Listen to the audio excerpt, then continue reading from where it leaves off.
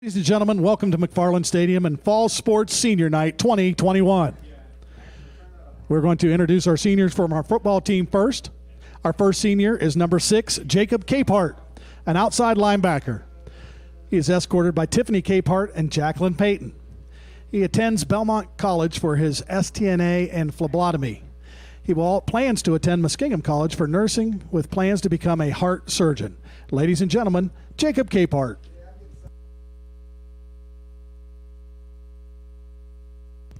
Our next senior is number 50, Braden Jackson.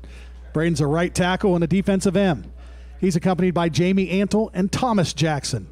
He is a one-year varsity letterman in football, and he plans to go straight into the workforce. Ladies and gentlemen, Braden Jackson.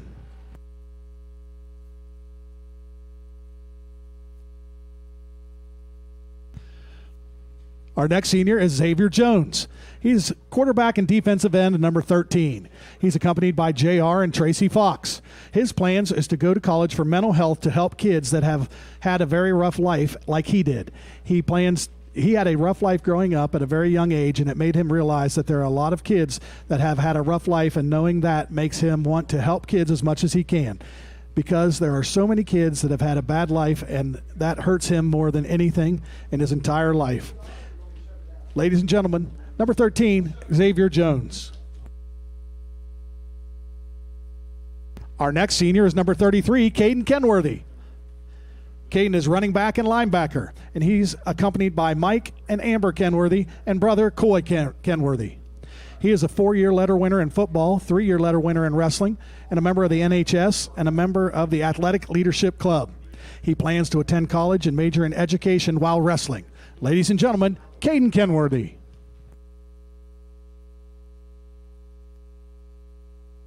Our next senior is number 51, Noah Lopez. He's a right guard, and he is escorted by Coach Kevin Gunn. In high school, he's been a varsity letterman in football and swim, and a 2-year academic letter winner. Noah plans to attend college and major in dentistry. Ladies and gentlemen, Noah Lopez.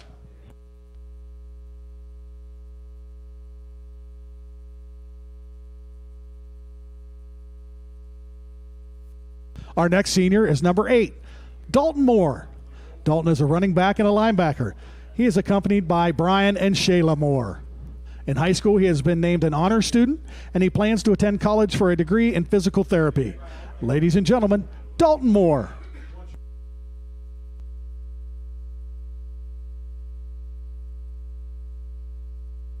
Our next senior is number 44, Levin Pulaski. Levin is an inside linebacker and tight end. He is accompanied by Leo Pulaski and Amanda Pulaski. His high school accomplishments are a 3-year varsity letterman in track and a 2-year varsity letterman in football. He plans to attend college at West Liberty and to study chemical engineering. Ladies and gentlemen, Levin Pulaski.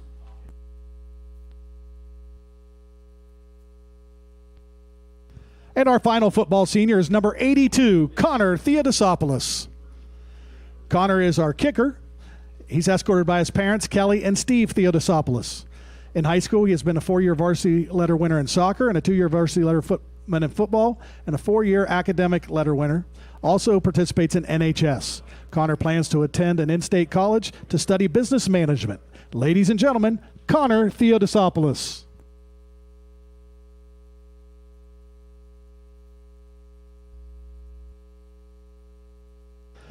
Now we move on to our cheerleaders. Our first cheerleader is Kiera Keith Hill.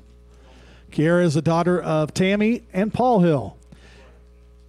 She is a 4-year varsity letterman in cheerleading and a 4-year varsity letterman in dance. She plans to earn her bachelor's degree in psychology with a minor in writing as well as to continue her dance in college and many years after. She wants to travel as much as possible. Ladies and gentlemen, Kiera Keith Hill. Our next senior is Kirsten Keith Hill. She is the daughter of Paul and Tammy Hill. She is a 4-year varsity letterman in cheerleading, a 4-year varsity letterman in dance team, a 4-year academic award winner, a 3-year UDA All-American, a 3-year UCA All-American, a member of the NHS and Student Council, also a member of Key Club, president of the Spanish Club, cheerleading and dance team captain. She plans to include, or her plans are to attend the Ohio Cambridge State has won the University toss. undergrad and They will receive. continue on to graduate school at Palmer College of Chiropractic. Ladies and gentlemen, Kirsten Keith Hill.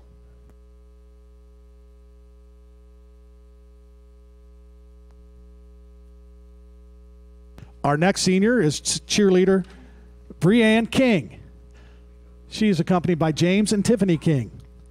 She is a 2-year JV cheerleader and a 2-year varsity cheerleader. Her plans are to go to a high university and major in psychology and to later become a school counselor. She wants to give a shout out to Chloe and Macy, her best friends forever. Ladies and gentlemen, Breanne King. Our next senior is Jaden Gibson. Jaden is accompanied by Kim Gibson and Chris Gibson. She is a 2-year varsity letter winner in cheer and Spanish club and is in the FCCLA. She plans to attend college, which is undecided, but she's going to major in psychology. Ladies and gentlemen, Jaden Gibson.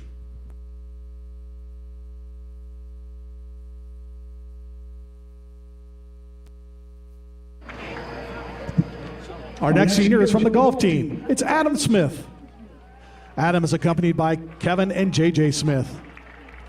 He is a 4-year letter winner in golf, a 4-time district qualifier, a first-team All-OVAC, and an honorable mention Buckeye 8. He's a 1-year letter winner in basketball and baseball. He's NHS president, class president, and leader of the Fagawi tribe. He plans to attend The Ohio State University, majoring in accounting and marketing. Ladies and gentlemen, Adam Smith.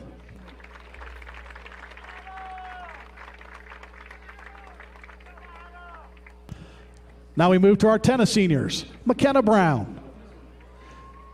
She is accompanied by Celia Schultz.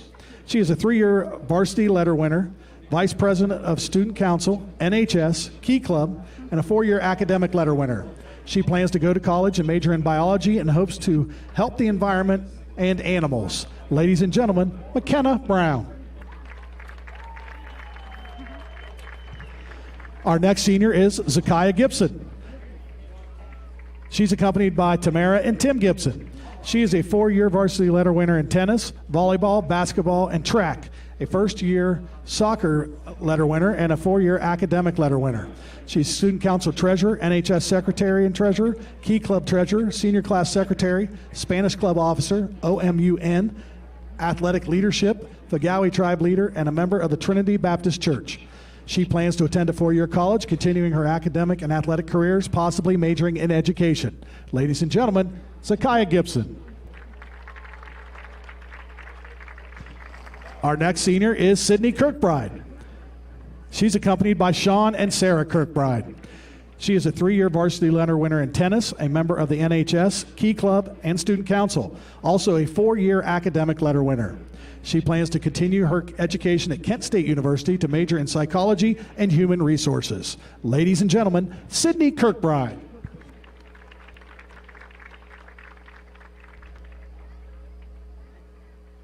Our next senior is Aslan LaFollette.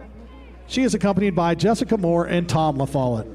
She is a 2-year varsity letter winner in tennis, NHS, Student Council, and Key Club. Her future plans are to major in biology, looking at schools both in and out of state. Ladies and gentlemen, Aslan LaFollette.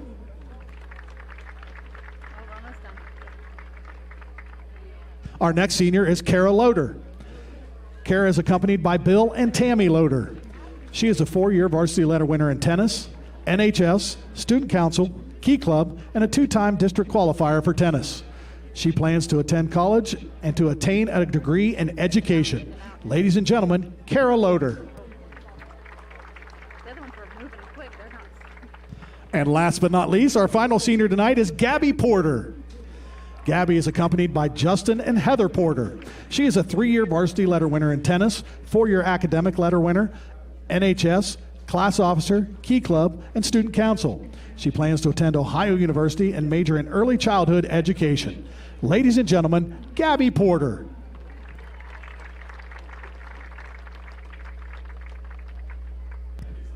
We appreciate all of your athletic efforts and academic efforts and being a good Bobcat. Let's give another hand to these seniors, please.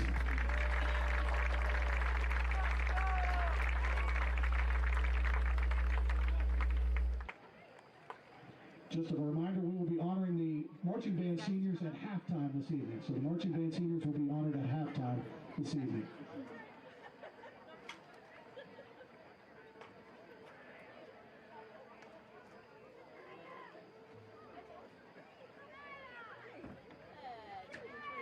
Good evening, everyone. Welcome to week 9 of the high school football season. Tonight, the Bobcats back at home for the final time of the 2021 season to take on a long-standing rival, the Marietta Tigers. Bill Kafuri, John Valentine with you in the house tonight. Week 9, and the weather is 70-something degrees. And although there is a threat of rain tonight, pretty nice night to be out for football, and a lot of people in shorts and short sleeves. Man, including myself. The shorts, I had the sunscreen out earlier today, ready to work on the tan one last time before we know what's coming. But yeah, we talk about beautiful weather for week 9. Can you believe that? 70 degrees and at game time, and again, a threat of weather. But a beautiful night for week 9, no doubt about it. Bobcats come in at 5-3, fresh off a road win a week ago at Warren Local. Tigers, riding a 3-game losing streak, come in at 3-5 under the 8th-year mentorship of Coach Jason Shobe. 2nd year for Coach Ray Leake here at Cambridge. And the Bobcats have kind of gotten a roll of things. They've played a couple of tough opponents this year, hung in there for a while, but didn't finish well. And tonight, hoping that they get another W, which would probably punch a ticket to the postseason for no doubt at all. Yes, they to guarantee a playoff spot, they have to get a W in one of the last 2 games at least. And tonight, you would assume, would be their best chance to do that. Not saying that you can't get a win in Week 10, but this was certainly a good opportunity for the Cats tonight. And you mentioned the playoffs. Look, the Cats are number 8 as we speak right now, and we all know that they've expanded the playoffs to 16 teams. So what that means is the top 8 get a home game, right? So if the Cats could finish in that 8 spot, boy, that sure would be nice. Most likely, with a win tonight, they could move up another spot. I don't think they're going to move up any more than that, just based upon what's ahead of them. Based on remaining schedules and play and wins and those kind of things. So I think the Cats, even if they win 2 games, they got a chance to move up maybe to a 6, but I think that's about as high as they could go. Typically, by the time Cambridge and Marietta hook up in the season, you can look at the schedules and see several common opponents, but that's not the case this year, although the Tigers have played against Dover and New Philadelphia, 2 of the losses of their 5. Maybe, I guess, a luxury that Cambridge didn't have to endure this year. That's right. You know, obviously this is year 1 in the Buckeye 8, so no longer do they need to carry that ECOL schedule, which would have included Dover and Philly. But we do still have Warren and Marietta on the schedule. Now, that might be a game that continues. We've got a long history with Marietta, really going back to 1905. We've played 85 games against each other. So that's a pretty good history, something you want to continue with. Long time, and the last game they played was in 2020, as you said, and Marietta winning that one. But the Cats, the last 10 so years, have probably done pretty well in this particular rivalry, and it probably will continue even as these 2 teams move forward. Talking to Coach Athletic Director Aaron Quinn, Marietta and Warren Local that Cambridge played last week, 2 teams that he'd like to stay involved with and going forward. Yeah, because for a couple of reasons. Number 1, a long-time history, certainly with Marietta, but number 2, they're also a D3 school, so you got some extra points on the line, and Warren has they've got a pretty good athletic history. Not necessarily recently in football, but overall, certainly in basketball. And baseball, they've always been tough, too. So, a like-sized school with pretty good athletes and common opponents would be something nice to continue with. Bobcats tonight taking on the Marietta Tigers. You're listening to our pregame brought to you by Mass Tire in Pleasant City. They should be your first stop for all your tire needs. as the Bobcats take on the Tigers tonight. They won the coin flip, did the Bobcats. They want the ball first, and they've been pretty successful this season when they get the ball first. Certainly early in the season they were. For the first 3 or 4 games, they had won the toss and elected to receive and went down that first drive and put it in the end zone. So not so much recently, the last several games. But tonight would be nice to get back on that train to establish the line of scrimmage early and establish your presence by scoring on the first drive. Cats got a road win last week, and they came out of the box hot, returned the opening kickoff. Owen Feldner, 85 yards for a touchdown. A couple of defensive turnovers led to short fields and easy scores, and the Cats got up early and then coasted to a victory last week. You expect it to be a little bit tougher tonight. Well, a little bit tougher because you don't plan on those things happening. A kickoff return to start the game, a interception on the 4th play of the game, and then the next time that Warren touched the ball, the very first play, they fumbled. So 3 great opportunities for the Cats, and they took advantage of all 3 of them. That would be a great way to start a game tonight, too, but I wouldn't bet that that's going to happen. Now we see some rain starting to fall, real similar to what we saw last week. So we the ball, expected that would happen about game time. And so that ball might be a little bit more slick. So you'll see that same kind of action when the quarterback's throwing the ball. It's going to be a little tougher to catch. Cats last week played on field turf, and even though it was wet and a bit slippery, you didn't have the mud issues. Tonight on a regular grass field, that's certainly going to be more of a concern. Yeah, going to have to take care of the ball. The rain is supposed to be here really the rest of the night, so you're going to have to take care of the ball both through the air and on the ground if you're going to come away with a W tonight.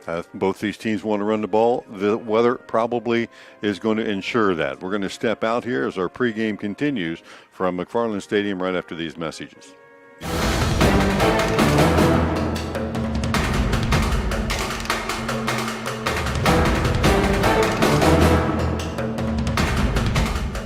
High school football from ABC Sports. Tonight's game is brought to you by Doan Ford, West 40 Auto Sales, WB Green Insurance, Abel's Electric Heating and Cooling, Southeastern Med, Patrons Buckeye Mutual Insurance Company, Mass Tire, Valentine Insurance, Papa John's Pizza of Cambridge, and Car Anto Insurance. Valentine Insurance is dedicated to protecting you and your family when you need it. As an independent insurance agency, we have partnered with many reputable insurance companies who even have local claims adjusters to provide you with unbeatable service. Are you going to trust a talking lizard to help you with your claim? Really? Don't let this happen to you. Trust the professionals at Valentine Insurance. Call 994-1776. So, what are you sipping? Whether it's our freshly ground coffee to wake you up or an icy Polar Pop cup or Froster to keep you going, our new Sip and Save drink subscription at Circle K will keep you refreshed every day. Join Circle K's Sip and Save and grab any size drink every day for just $5.99 a month. Yeah, start sipping and saving today. Just sign up with your mobile number when you check out at Circle K. Limited time offer at participating locations. Did you get all the stimulus money for you and your family? Do you have children and didn't know you could receive monthly child tax credit payments? You can claim your monthly child tax credit payments and missing stimulus payments, even if you don't file a traditional tax return. Visit ssa.gov/EIP to learn how you can apply online. Get the money your family deserves. Visit ssa.gov/EIP. Produced at U.S. taxpayer expense. Sponsored by SSA. Susan, it's so great to finally be able to get together again. Oh, it sure is. And I really appreciate you picking up the bill. I'm happy to. I've got the extra cash. Since we've all been driving so much more again, I've been using Get Upside, the free gas app that pays you cash back for every gallon of gas you buy. Wait a minute. Are you saying you actually get paid cash when you buy gas with the Get Upside app? Yes, up to 25 cents a gallon. Cash back every time I buy gas. Does that actually add up to anything? Some months I make $200 to $300. Wow. Wow, that's serious extra cash. I'm downloading the free Get Upside app now. Download the free Get Upside app now in the App Store or Google Play to save up to 25 cents a gallon when you buy gas. Use promo code GREAT for a 25 cents a gallon bonus on your first tank. That's up to 50 cents a gallon on your next fill-up. You can cash out anytime to PayPal or an e-gift card for Amazon and other brands. Just download the free Get Upside app and use promo code GREAT for a 25 cents a gallon bonus on your first tank. That's code GREAT. You don't always think about it, but our military members surround us every day. Whether they're active duty, veterans, surviving spouses, these folks have given up a lot to keep us safe. Abel's Heating would like to thank those individuals who live in Muskingum, Guernsey, Morgan, Noble, or Perry County in the best way they know how, by providing warmth and comfort to 2 individuals in need of a new electric or gas furnace before winter begins. For more information and to complete an application before October 20th, visit heatforourheroes.com. Abel's Heating, Cooling, Electric, and Refrigeration. One company, one goal. Your comfort. Welcome back to McFarland Stadium, where the Cats are hosting the Marietta Tigers tonight, 5-3 versus 3-5, as the Cats try to get over the Mendoza line and ensure a winning record for the season with their 6th win of the night. But it will come at the cost of the Tigers, who are pretty big up front. As we take a look at them a little bit across the defensive front, they'll play a 4-man defensive front, and 240, 260, 325 in the middle, and 220 at the defensive end. So the Cats are going to have some big bodies to try to move around there. But Cambridge has been pretty good running the ball the last few weeks. Andy Ogle, Hunter Williams, Angelo Rocco, No Lopez, Braden Jackson, Levin Pulaski. Those guys up front have gotten the job done here recently, and the guy that's really been the beneficiary of that has been Caden Kenworthy. And Caden's not going to complain whatsoever. I know he's been treating his linemen pretty well the last couple weeks, because they have certainly put him in the end zone several times, and 150 yards the last couple games plus. Yeah, at 180 pounds and a senior, and of course it is senior night, and the Cats have 7 seniors on the lineup playing their last game tonight. But it's an opportunity to go out and remember that last home game on your own field, and likely to be the Bobcats' last home game, depending on what happens playoff-wise. But Caden Kenworthy, the last 3 to 4 weeks, the Cats have kind of flipped the script and the score in the playbook a little bit. They came out throwing early season, but the last few games they've continued to ride him. Trey Stotsberry's been a nice find in the backfield as well, kind of a thunder lightning aspect there, a guy that won't be afraid to run you over, and Stotsberry, that slasher that can get you 8 or 10 quick ones. Yeah, it wasn't necessarily the game plan. It just kind of worked out that way. It was the game plan against Martins Ferry a couple weeks ago. Last week they wanted to put the ball in the air, but situations dictated otherwise with the rain, plus getting an opportunity to go up 21-0. You didn't have to throw the ball. So the good news is you get the ball in your senior's hands, and he needs to touch the ball a lot anyway. So that's really good. It gets your offensive line real confident pushing people around. But what it also does, and really more importantly, it takes the pressure off of your quarterback. Doesn't feel like he has to do more than he has to. And early in the season, you saw that there were a couple times he was pressing a little bit, trying to maybe squeeze the ball in there when he maybe shouldn't have, those kind of things. Hasn't had that pressure the last couple of weeks, so he's been more effective. And hopefully that can continue tonight as well. Yeah, you alluded to junior Caden Moore, record-setting quarterback, as just a junior, has already surpassed the career touchdown mark as a passer, but one of his favorite receivers is also one of the favorite guys to hand the ball off to. Caden Kenworthy leads the team in receptions, but there's a lot of other very capable receivers on this team. Good speed on the outside, a couple of guys with great hands. Another running back we didn't mention, in Easton Jones, who can come in and pound between the tackles, but literally a handful of guys that you can put at the wideout spot and count on. Yeah, Cats are really fortunate this year to have so many different guys to rotate in at the receiver spot, certainly, but when you talk about Jones and Stotsberry and Kenworthy in the backfield, that really helps as well. So Caden Moore has plenty of weapons to get the ball to. Again, it's nice to take that pressure off of him a little bit, because let him learn a little bit more and focus more on putting the ball in the end zone on the ground. There's nothing wrong with that, especially a high school football game. Man, if you can control the line of scrimmage and in the trenches, you're going to win most of the time. So I doubt that Caden's going to be too upset about that, but he's got plenty of weapons. So when the Cats do need to put it up in the air, he certainly has guys he can get it to. Yeah, Xander Caldwell has been there for him all year. He's got a deep threat ability. So does Davian Jeffrey.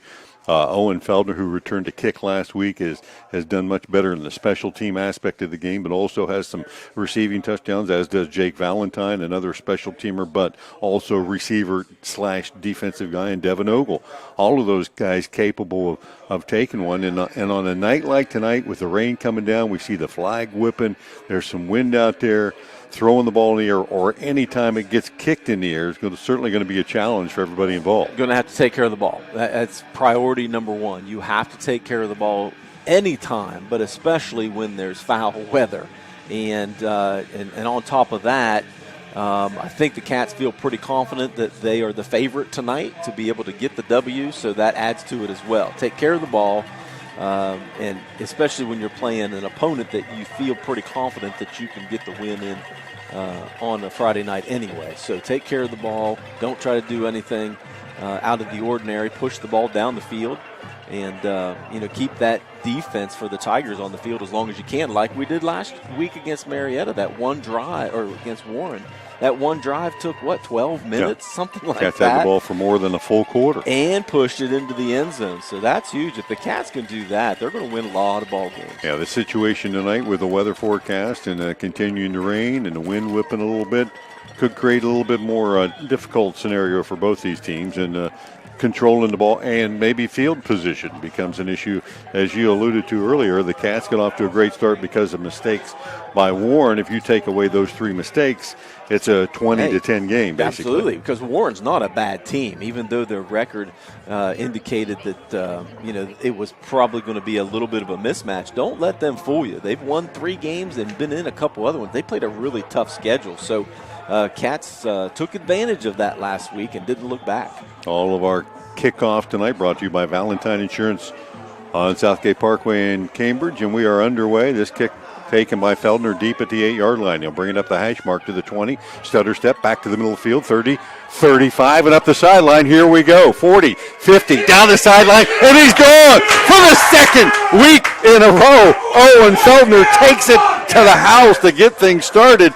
But what do you think about that, partner? Just as we said, that doesn't usually happen. Doesn't happen that often. It happens back to back. Brother Owen weeks. said, heck with you, Valentine. I'm going to do it 2 games in a row and show you. That was, and did you see how patient he was? Waited for it to work. Absolutely. He was waiting for something to happen. The defender was right there to make a play on him at the 20-yard line. Owen was patient, waited for that hole. He put on one juke, and then he beat the guy down the sideline. The guy had a great angle on him. 11:46. He was a little slower this week getting down the field than he was a week ago. Not quite as quick as last week. Took him a couple of extra seconds as Lucas Parsons on for the extra point attempt. The hold is down. The kick is up and squibbed off to the right. And I think the weather affected that one as the Cats come up empty on the extra point attempt, but lead it 6-0. We'll be back right after this. When it's game night, let Papa John's Pizza on Southgate Parkway feed your team after the game. Hey, this is Shannon. You can create your pizza with all your favorite toppings or pick one of our specialty pizzas like the Super Hawaiian, the Philly cheesesteak, the Works, or the Fiery Buffalo Chicken. Don't forget we also have chicken poppers, wings, breadsticks, and cheese sticks too. Call 740-439-PAPA. That's 439-7272 or order from your phone at papajohns.com. Just like a week ago, the Bobcats start with a bang. Owen Feldner this time 92 yards on the kickoff return. Put the Bobcats on the board first. The point after no good. That is your Schaefer Insurance scoreboard update. And now the Cats return the favor here with the kickoff. Another Valentine Insurance kickoff in the first 15 seconds. You're getting your money's worth tonight. Good investment. Yes, sir. Connor Theodosopoulos will approach, and he'll bang this one deep. And deep. It bounces at the 5 and scoots into the end zone. There'll be no return on this one by the Tigers. Zane Whittakin back deep, and the Tigers will bring that out to the 20-yard line, trailing 6-0. Just snap taken by. Zach Bartlett. Yep. Now, if that was Justin Bartlett in the backfield, he may have broken that for a TD. And again, similar formation and a similar play. And again, off the left side. And again, nothing there as the Bobcats get after it. Of course, the Tigers huge up front. They go 325, 300, 310, 275, and 240 tackle to tackle, but they're running off that and outside, and you don't expect you're going to get a lot of help from those guys outside. But Zach Bartlett, 2 carries, has gained nothing, actually lost a yard. Right. So 3rd down, and a direct snap to Bartlett, and he hands it off, and the flea flicker of sorts, a reverse pass. Coming back that time, 21 was Adam Skiller. And his pass over the head of his intended receiver. Cats had it covered pretty well. A little trickery to begin. To get things started, yeah. First series, nothing wrong with that. 3 Trying to lull you plays, to lose sleep. a half yard, and now on for the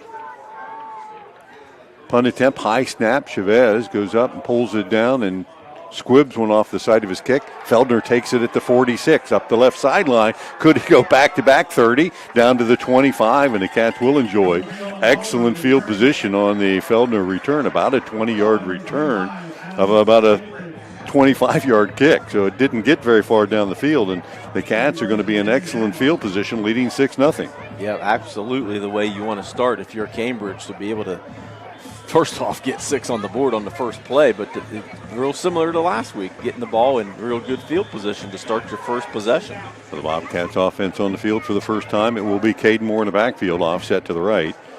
Caden Kenworthy, 3 wides bunched to the right for the Cats, 1 to the left. They'll pass it out in that right flat. That's completed. Stotsberry pulls it in inside the 25 and fights his way down to the 19-yard line to pick up of 6 on that first down play on a night where you would not expect a team to come out firing. The Cats come out and throw it on the first play of the game. Well, as our famed coach Tom Chapelier used to like to do, throw that ball before it gets wet. Throw it early in the game before it gets really too wet and take advantage of something. Stotsberry joins a duo in the backfield, and another pass play coming up. Wide open in the end zone. Feldner touchdown from 20 yards out. Caden Moore finds Feldner. I don't think the defensive back even knew he was there. Had no idea. Wide open in the corner of the end zone. 2 plays. And the Cats score back-to-back TDs. And Owen Feldner adding to his touchdown repertoire. Now 1 returning a kick tonight and 1 receiving. I think he might have done that a week ago.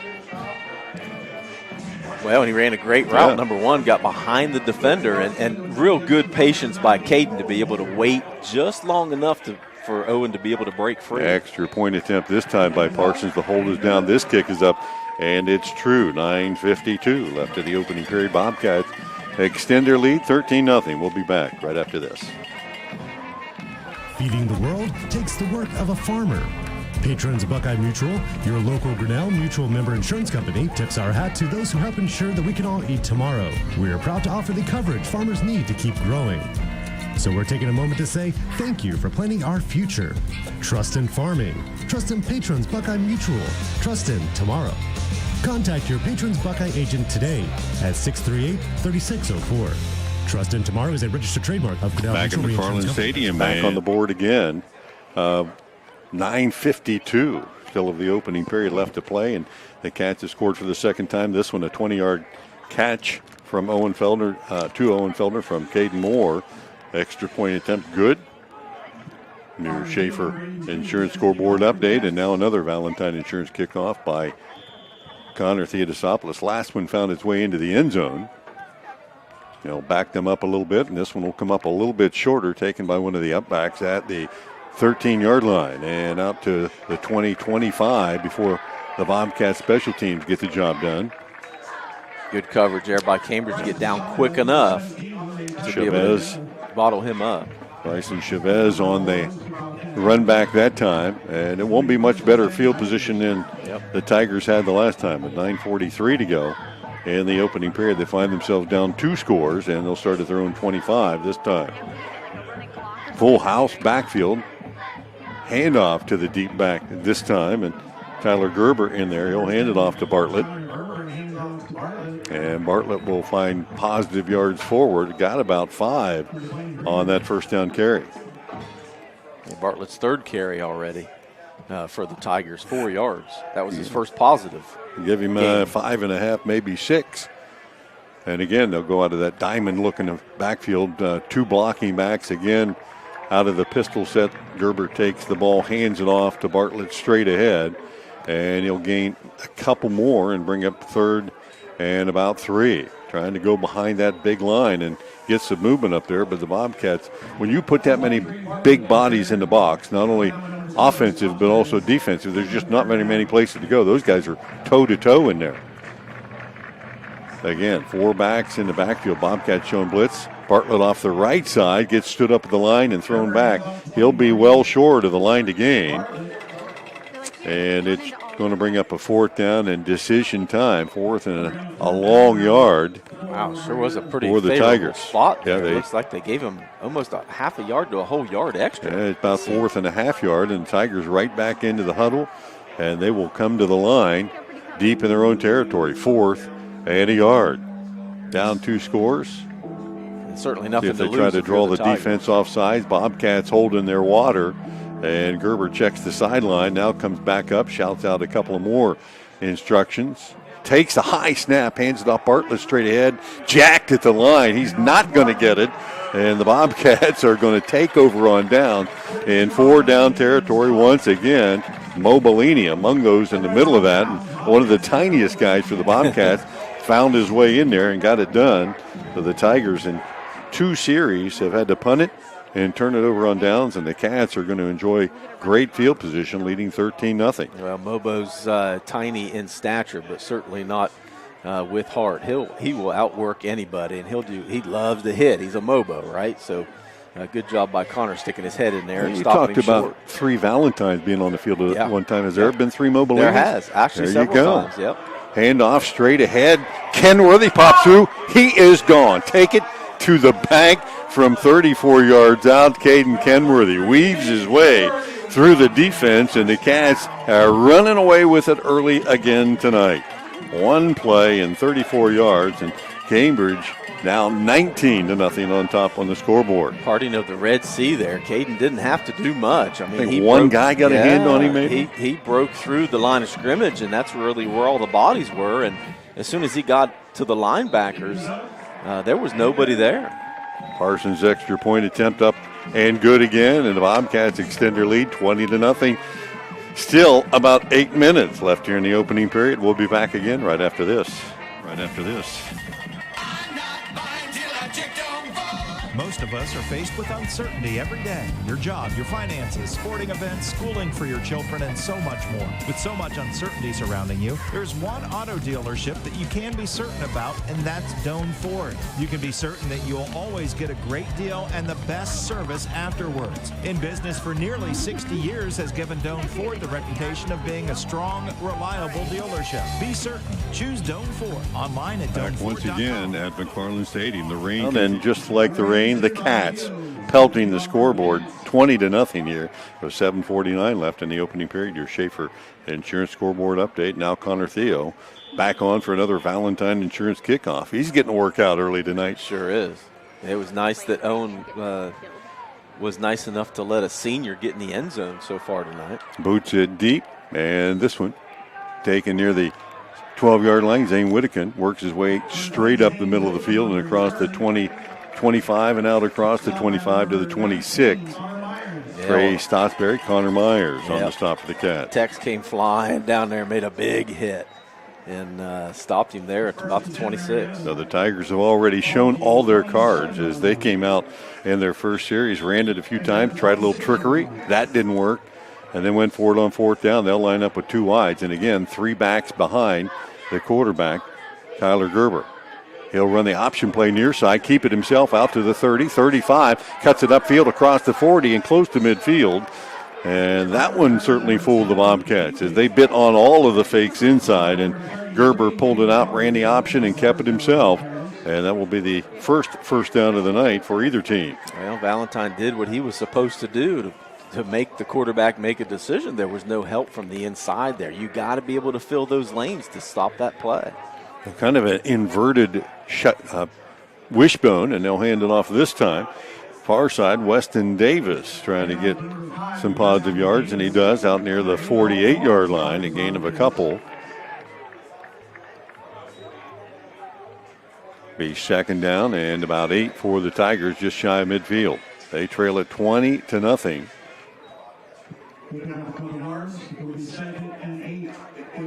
And they'll spread the field again. A wide out each way. And the backfield, again, kind of offset to the right side.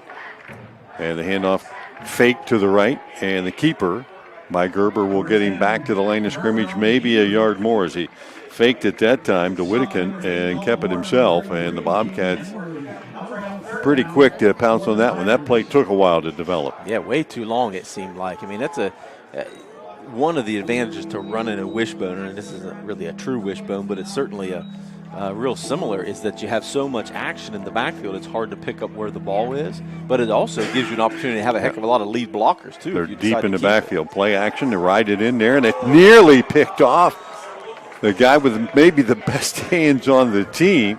Had to go right into his hands and in and out. Jake Valentine, that ball was on him in a hurry, though. Yeah. Running the slant right in behind him, and he had hands on it, and I'm sure that he would be the first to tell you probably should have had it. Brings up 4th down, and this time the Tigers will not go for it. And bring in Chavez in the punt situation, and he will step into it and let it go low. Line drive, taking on a hop and past Feldner. Got down to the 3, to the 1, and into the end zone. And Feldner there had his pins taken out from him. One of the guys hustling down there, but they knocked it into the end zone. The Cats got lucky on that roll. Very lucky. Number one, you see a low liner like that, when it's wet, you know it's going to skip and roll, and Owen's either going to have to get in front of it and field it or get the heck out of the way. That ball almost came back up and hit him, and Tigers could have recovered that ball about the 1 yard line. So luckily, it didn't hit Owen before the Tigers put it in the end zone. Cats offense will come out and start at the 20-yard line, and it will be Kenworthy offset to the right of Moore. 6:09 left, 20-0 lead Cats. And Kenworthy again straight ahead, big hole. Through to the secondary, 30, and out over the 30-yard line. Kenworthy will have a first down. Bobcats' first down of the night. All of our first downs tonight for the Bobcats brought to you by WB Green Insurance Company. And that's the first of what could be many. Under 6 to play, and the Cats back on the roll again. Caden Kenworthy averaging 33 yards a carry tonight. That's his second 2-by-2 receiver set. Now Stotsberry makes it 3 to the left. And Kenworthy offsets the left. They'll throw it out. Stotsberry in the left flat. Has it 30, 35 out to the 40 and up the left sideline before he's finally brought down. That time a saving tackle, Junior Smith on the stop, and another Bobcat first down. And again, thank you, WB Green Insurance. And the Cats near midfield now and ripping off chunks of yardage in the air and on the ground. Yeah, 20-yard pickup there by Stotsberry. They'll turn it on and get to that corner. 3 receivers wide to the right. Ball scoots back on the ground to Moore, and he'll fall on it and be taken down immediately by the defense. Blake Bills on the stop. But that snap rolled back to Kenworthy, or check that Moore, and there wasn't much he could do with it but fall on it and lose 5.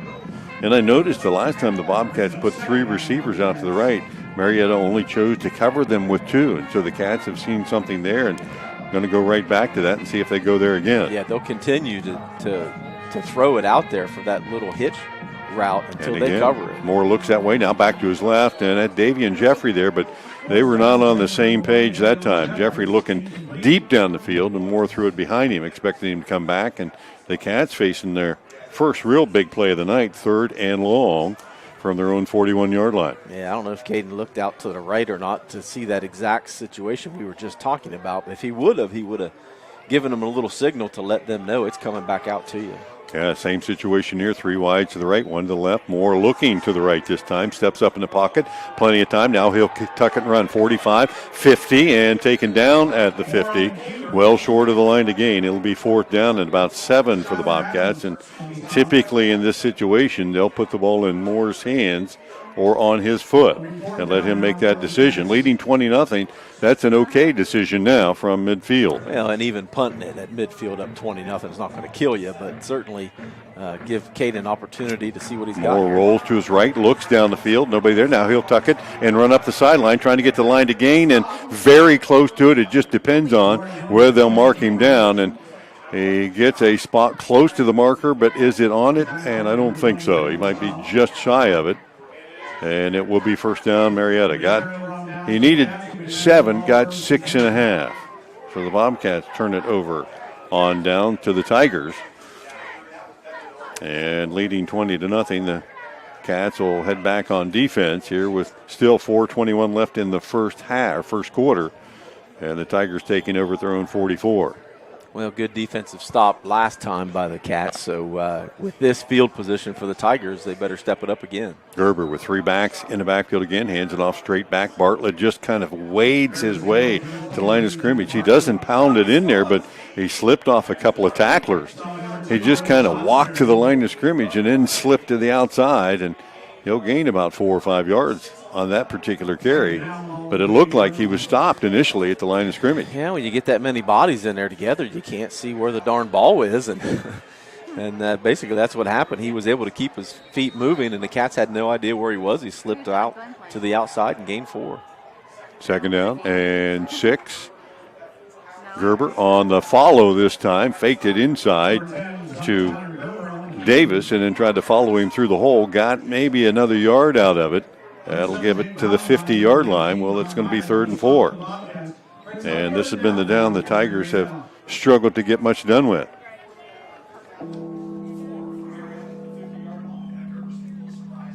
Again, full house backfield out of the shotgun. And the handoff Davis actually on the keeper.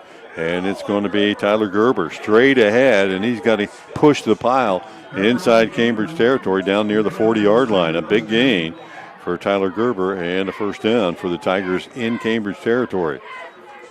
Yeah, you see Gerber's pretty big body, and he runs hard. I mean, heck, there were a couple Cats bouncing off of him there, trying to make the tackle. They're going to have to start getting a little lower on Gerber. Gerber listed at 6'1", 185. Certainly looks all of that.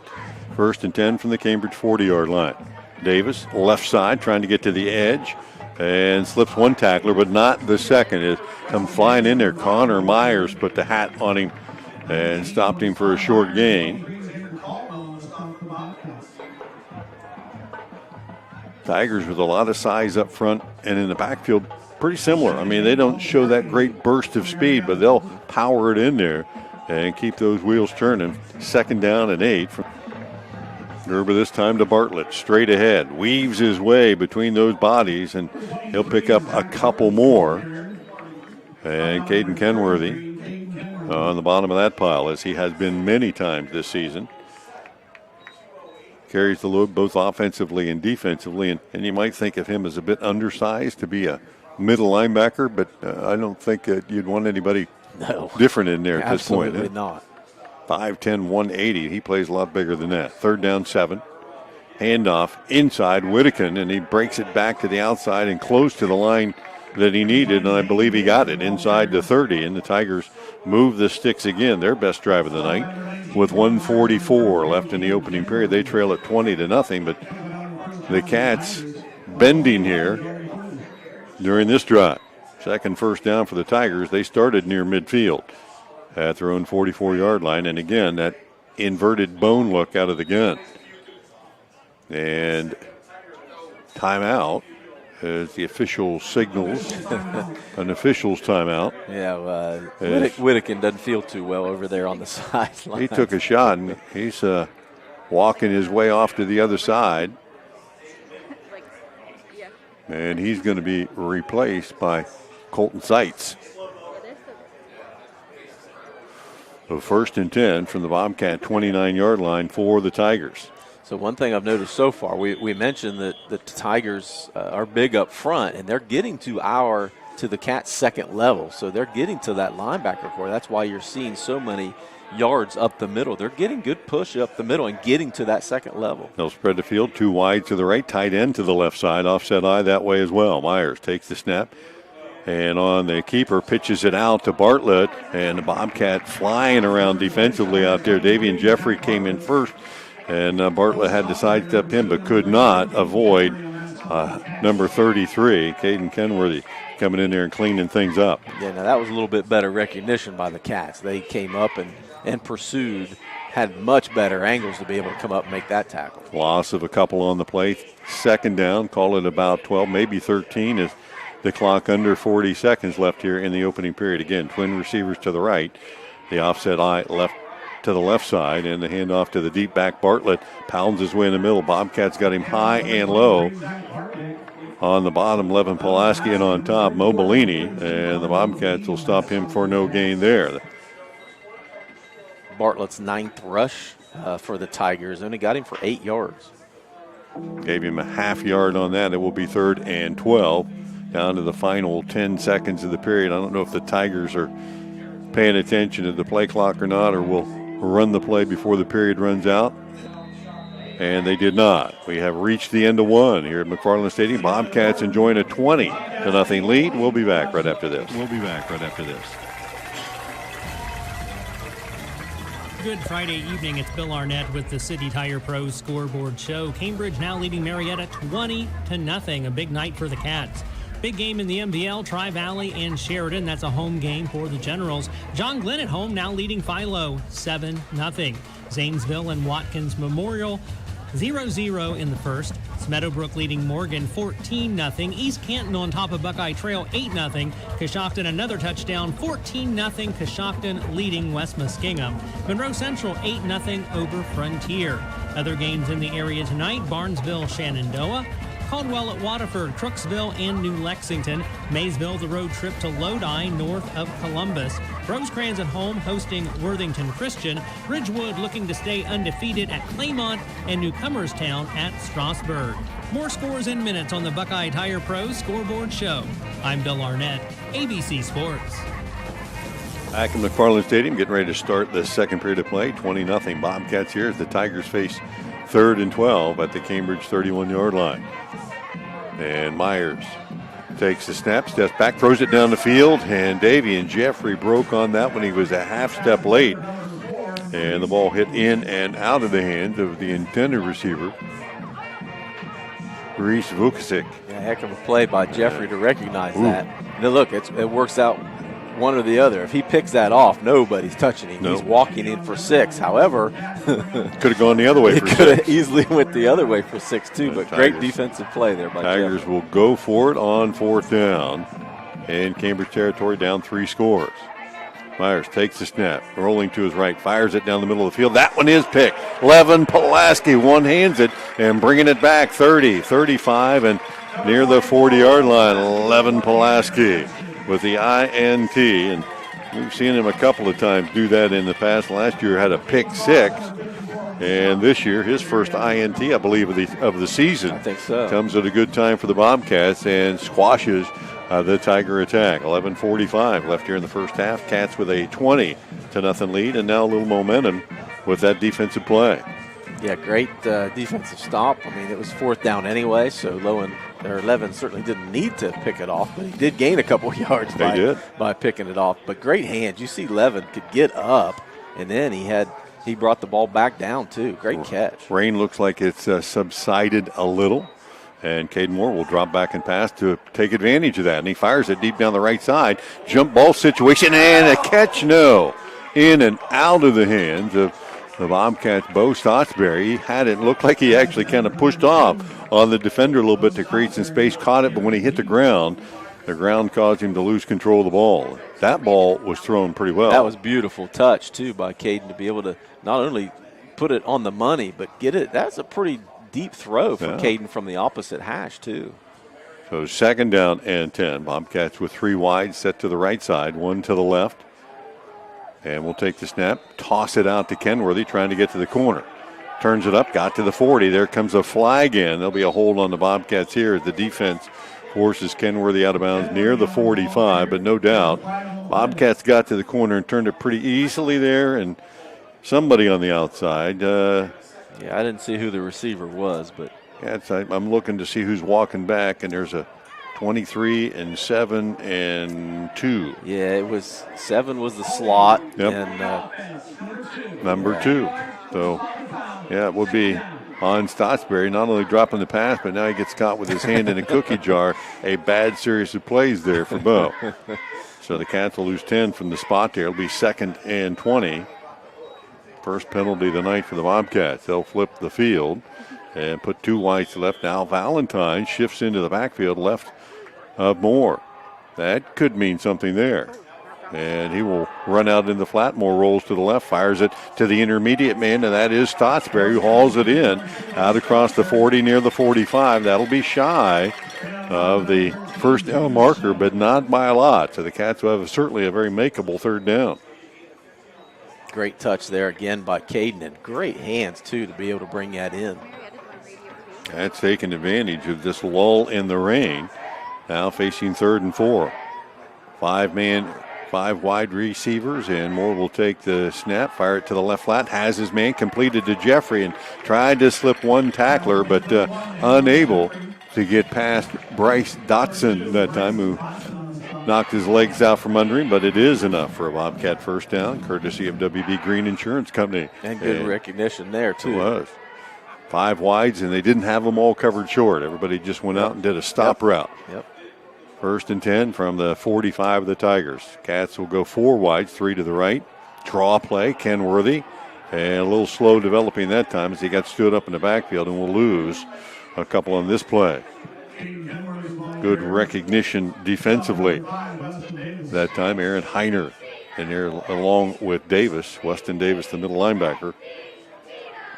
And the Cats will face 2nd and 12. Pulaski, Caldwell, split wide to the right, 2 wide to the left as well. Moore has Kenworthy offset to his right side. Now motion across by Valentine. And that's where Moore will roll. Looking in the flat, has a man. Valentine had it and bobbled it, allowing the defender, Davis, to kind of catch up and swat it away, and was thrown a little behind him, but as he bobbled a little bit, the defender able to slap it out of his hands, and it will bring up a 3rd and long once again for the Cats. Yeah, tough play to be able to throw, running, to be able to put that exactly where you need to. Just threw it a little bit behind him. Catchable ball, but especially under these conditions. Yep. So the Cats face 3rd and long, and probably looking to go for it on 2 downs here. Yeah.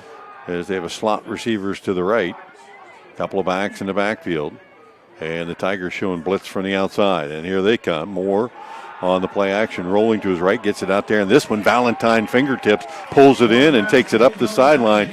Very close to that line to gain, extremely close to it, as they'll mark him at the 34. And that's about where the Cats needed to get. And let's see, they are going to move the sticks.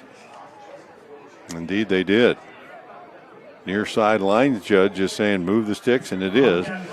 Cambridge first down, courtesy of WB Green Insurance. So that one was as good a catch as the last one was a drop. That was perfectly thrown. Yeah, real nice ball. And again, Moore throwing it. And that one he just grabbed and threw it. I don't think he had a good grip on the ball. Didn't have it on the laces, or maybe hardly any ball. That was shot, put it out and over the head of Caldwell. And I think they'll call it an incomplete pass and unlateral.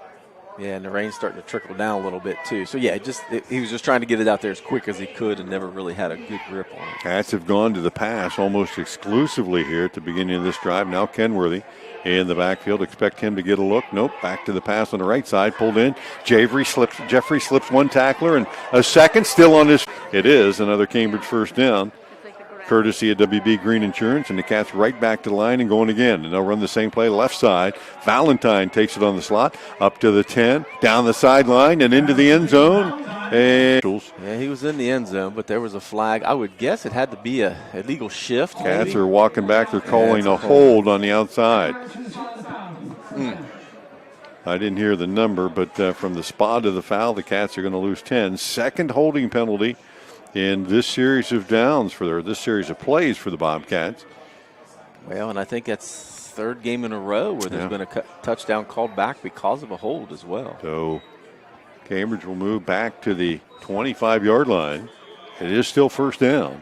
9:22 to go in the half. 5 wides. Moore takes the snap, looks to his left, fires it out there, has a man. Jeffrey at the 20. Tucks it in and works his way inside the 15 down near the 17-yard line. And again, Moore doing a good job of just take what the defense is going to give you. And if they're going to give you 5 to 10, you take it. And the Cats got the penalty yardage back plus a couple. 12-yard gain, 2nd and 8. And again, Cambridge will spread that defense 5 wide, 3 to the short side, and Moore will roll back to the right. Looks to the run pass option, tried to plant and cut upfield, and Weston Davis there to make sure he stayed down. He had the run pass option out there with Kenworthy in the flat, but he elected to keep it himself. Yeah, just feet came out from underneath him, a little wet out there, and tried to make a cut and just couldn't get his feet planted to be able to make a cut. 3rd down and 8. Rain has picked up again during the Bobcat drive. They've had it for several minutes as Moore steps back to pass, fires it down the middle, has Jeffrey, touchdown. From 11 yards out, Davian Jeffrey, a little skinny post, and there was nobody in the middle of the field. And the Bobcats score for the 4th time tonight, 3rd on offense, 8:39 left in the first half, and the Cats extending their lead, 26-0. Lucas Parsons on for another extra point attempt. And again, great recognition by Caden Moore. He saw the single coverage over there, and he knew that Davion could beat the guy on that post, and was real patient, waited till Jeffrey made his move. And if Jeffrey can bring that in, you're not going to catch him. Good snap, hold down, and Parsons' kick is up and perfect once again. 8:39 left in the first half. Bobcats extending their lead, 27-0. We'll be back right after this. Looking for new tires for your ride? Mass Tires in Pleasant City should be your first stop. Mass Tires is now under new management and still committed to continuing high-quality customer service and offering competitive prices on top-of-the-line inventory, including Bridgestone, Cooper, Mastercraft, and so much more. Stop in at 519 Main Street in Pleasant City to see Chuck and Brandy. They're open Monday through Friday, 8 a.m. until 5:30 p.m., and Saturdays, 8 a.m. until 2 p.m., or call 740-685-1199. Mass Tires, the best place Back to in McFarland retire. Stadium, update has the Bobcats extending their lead 27-0. 11 plays, 62 yards. The final 11, a pass from Caden Moore to Davian Jeffrey, and the extra point attempt tacked on by Parsons. And here we go again, another Valentine Insurance kickoff as the Bobcats have switched into the field. And the Tigers have made an adjustment here on this kickoff return. They got 3 guys back now, 1 deep, but the 2 short guys are basically where Theo was placing the ball, about the 10-yard line.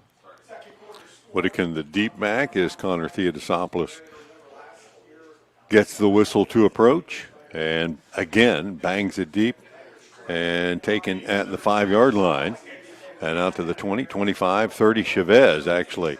The deep back this time brings it across the 20 out near the 26-yard line. And the Tigers trailing 27-0. 8:31 left first half. The Bobcats have brought the onslaught early and often tonight once again. And back the Tigers up here to their own 27.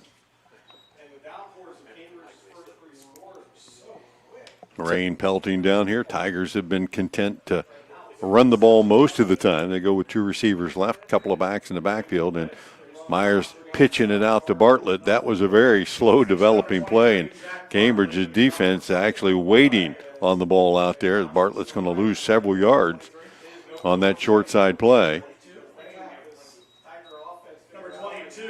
Reed Johnson making the stop for the Cats. Loss of about 3. That was extremely slow developing. Myers took the snap, took a couple of steps, and hesitated, and then pitched it, telegraphing it. Well, he's got to make a decision. Your job is to attack the guy, that defensive end or outside linebacker. You can't wait.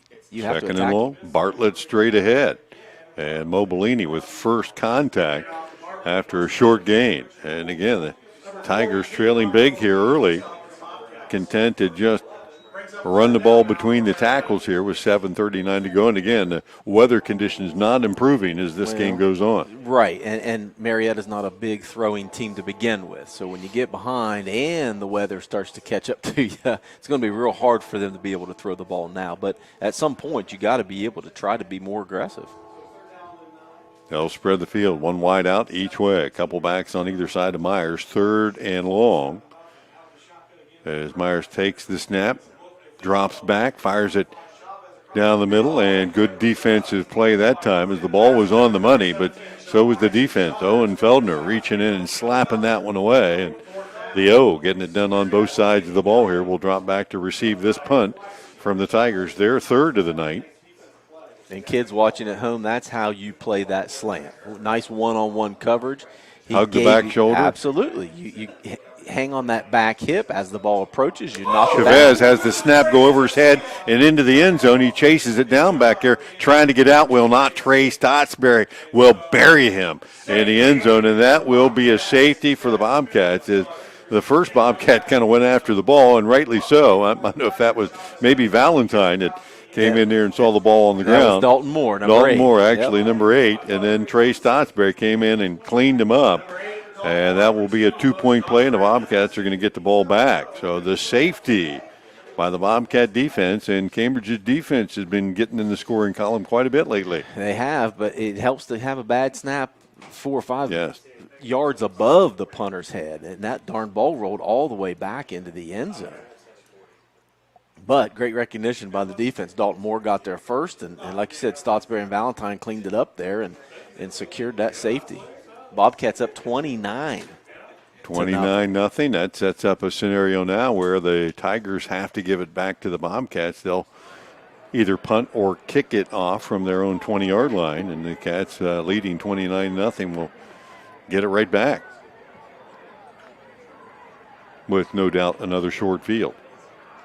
Yeah, should be real good field position here for Cambridge.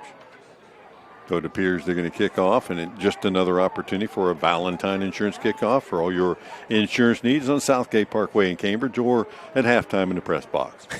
Right. Yeah. Just don't bother me when I'm running to the bathroom real quick at halftime. Owen Feldner back deep.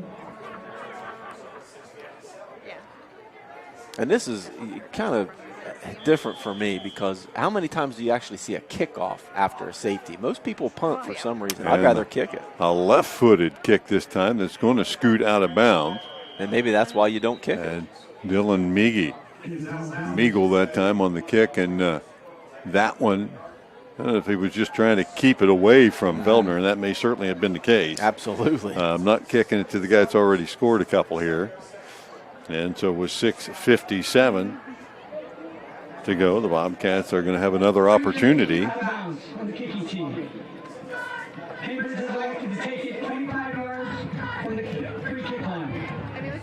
So from the free kick line, the Cats will take it 25 yards from there at the 45. Is that correct? That is correct. Yeah.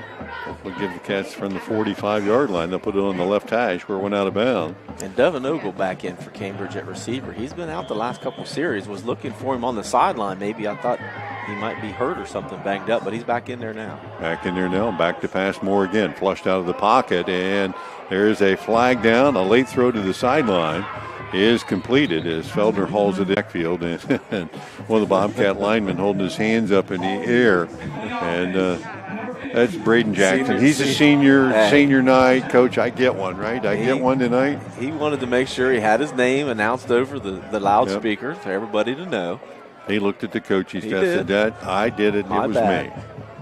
And so the Cats, from the spot of the foul, a 10-yard penalty will make it really about a 20-yard penalty. Yeah, that's very unfortunate because they gained 20 yards on the play. Yeah. But now first and about 30 for the Cats, and they'll hand it off Kenworthy left side. Follows Valentine through and then met in the hole by Davis. Not much there for Kenworthy on that spot. And the Cats have really gotten away from the run. They were popping it through early in the game tonight when the rain was really come down, which it is again now. But then got away from it, started throwing the ball, and now face second and really long again. Back to pass Moore. Time in the pocket. Rolls to his right. Now decides he's going to tuck it and run. 45, 50, 45. The 40 in the first down to Moore. Down the sideline. Moore still on his feet and then taken down out of bounds. And a flag will come in. No, I saw an official kind of go for his pocket. I thought that tackle happened well out of bounds, but no flag at the end of that play, but a good run by Caden Moore, who got all of the penalty back and then some. Sure did. 42 yards. Another WB Green first down. all the way down to the 19-yard line. And they'll stay 5 wide. Moore again will look to pass. Finds a man on the right flat. That is Ogle. Slips it inside and down to the 10. Still on his feet inside the 10. And he actually had Kenworthy slip up the seam. He was wide open in the end zone, but dialed in on Ogle, and he'll move it forward for another WB Green Insurance first down. And with 5:40 and counting, the Bobcats in the red zone. First and goal. Handoff. Kenworthy straight ahead. 5-yard line. Carries defenders inside and dove to the end zone, but they'll say a knee touch at the 1-yard line. And Caden Kenworthy trying to pop it into the end zone for the second time tonight.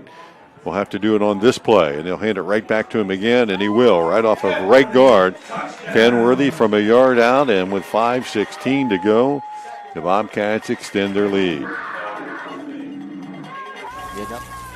Yeah, nothing special there. Just in a row. Good to have Caden get in the end zone twice. Caden's 6th rush on the night, 72 yards is what I have unofficially. So the Bobcats back on for the extra point attempt. A little stoppage here before that happens.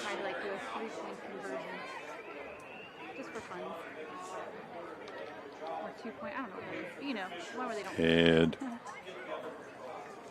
waiting for a sign from the official here on the hold.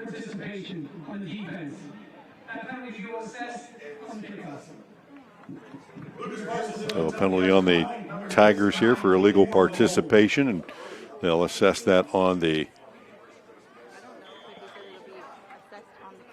kickoff. Snaps there, and the hold is down, and Parsons once again drills it. And the Bobcats extend their lead. 5:16 left here in the opening half. 6-0 Cambridge. We'll be back right after this.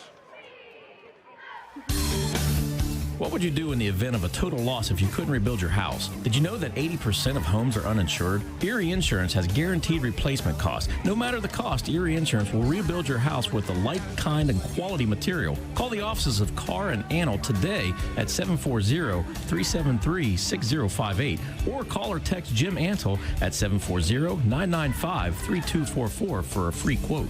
Carr and Antle Insurance. You're covered with us. Back at McFarland Stadium, Bobcats used to go the 45 yards there. Kenworthy, the final punch into the end zone. Actually, I think 5 plays. I didn't mark that final one down, but Cats looking pretty good tonight. The rain seems to be their buddy last week and tonight. As Connor Theo on for the Valentine Insurance kickoff. Chavez back deep again, and he'll boom this one right to him, and he'll take it at about the 6-yard line, coming up the right side. Steer his way back to the middle of the field. Get past the first line of defenders and out across the 20 near the 25.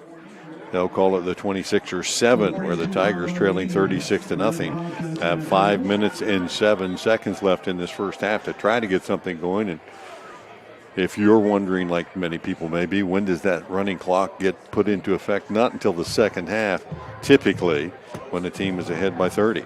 Yep, 30 points in the second half, unless there is the decision between the coaches to let it go in the first half. Tigers 1st and 10 from their own 27. Myers on the keeper, off the option to the right side, cut it back inside, and not a whole lot there. Or Gerber, I should say. I don't know why am I calling Myers? I'm calling him Tyler. I wondered why Gerber. You did that earlier. Yeah. But it is Gerber, and again, it's Gerber. the same situation. Gerber has to be direct with that. He has to. It's an option, right? Yep. You have to put that defensive end on an island. You attack him so that he makes the decision. If he comes after you, you give it to the pitch man. If he goes after the pitch man, you keep it. No gain on that play. 2nd and 10 for Tyler Gerber and company. Yeah, I have to get that name in my head correctly now. I don't think there is a Myers on the play. Well, there is for the Bobcats. There's a Myers, but he's on the defensive side right now. 2nd and 10. Bobcats showing blitz. Here they come. And Gerber back to pass. Fires it back to the right and completed, but a big hit by the Bobcat defense. Cambridge Reed Johnson came flying up to make sure there was no run after that catch.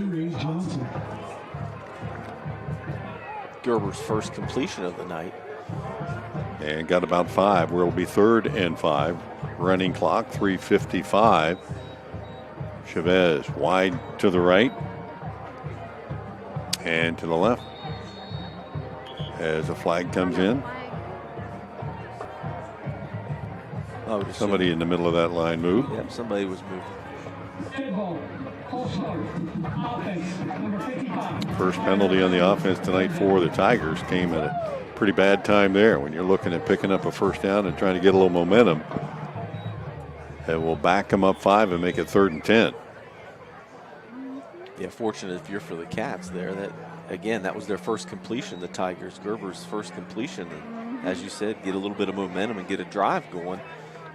Nothing bigger to stop a drive than a penalty. Gerber, again, a couple of backs either side of him, wideouts each side as well. Takes the snap, fakes the option, comes back, throws it across the middle of the field, and that one picked as well. Caden Kenworthy off the tip to the 30 and inside the 25. Good defense that time by the Bobcats as they try to get the ball to Chavez and tipped away, and the tip drill coming into play there for Caden Kenworthy.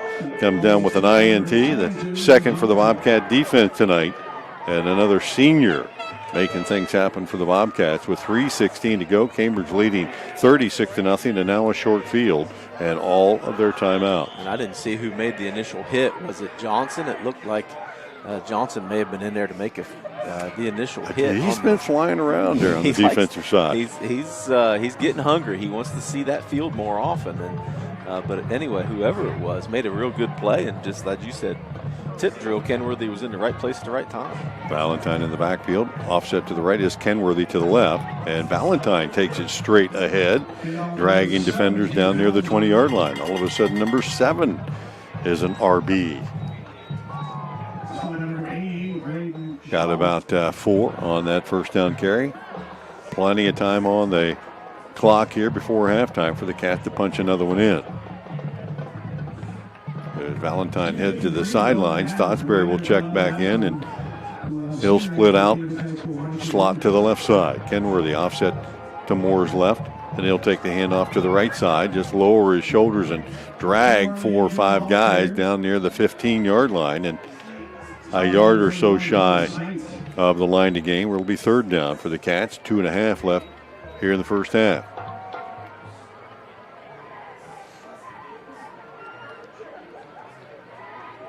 Third and short. Now Kenworthy will spread the field to the left and be in the slot. 3 wide to the right. Moore takes the snap, rolls to his left. The run pass option. He'll keep it, tuck it, and get it into the end zone. Flag came in, and I believe the Bobcats are going to see points come off the board again. And boy, for Moore that time, there was no decision to just tuck it and go. And it looked like maybe one of those wideouts down the field. And Davey and Jeffrey would have been the only other one in the neighborhood. And that indeed is the call. Well, 56 is the call. Andy Ogle somehow got down the field and put the grab on somebody. So once again, the Bobcats see points come off the scoreboard and another holding. That's their 4th holding penalty of this half. Yep, 4th hold and 4th penalty of the game. About the only thing the Cats have done poorly tonight. Right. And it happened down the field, so even with the 10-yard penalty, replay the down, it's 3rd and 4. And again, they'll stay 5 wide. And again, Moore will run it to his right, tuck it. 15, 10, 5. Let's do it again. In the end zone. Caden Moore says, instant replay from 17 yards out. Touchdown, Caden Moore. Well, and Davion made sure he did not have that happen again, even though it wasn't him. He was out there in front of Moore and was waiting to get that block. Caden read it, put his foot in the ground, went back upfield, and dove in the end zone. 2:03 left in the first half, and the Bobcats on yet again for another extra point attempt, leading 42-0. Parsons trying to add one more and punches it through and does. 43-0 Cats. We'll be back right after this. In today's marketplace, you have many choices for insurance. WB Green Insurance, a representative of Westfield Insurance, is committed to providing you with excellent coverage for your home and auto at a fair and competitive price. Westfield has been in the neighborhood for over 150 years, providing peace of mind and quality insurance products through independent insurance professionals. Sharing knowledge, building trust is Westfield's pledge to their customers. Call WB Green At Insurance. McFarland Stadium, the Schaefer Insurance scoreboard update getting lit up tonight. 43-0 Bobcats. Here with 2:03 left still in the first half. And you can be guaranteed the JV players are going to be stretching out at halftime. Yes, sir.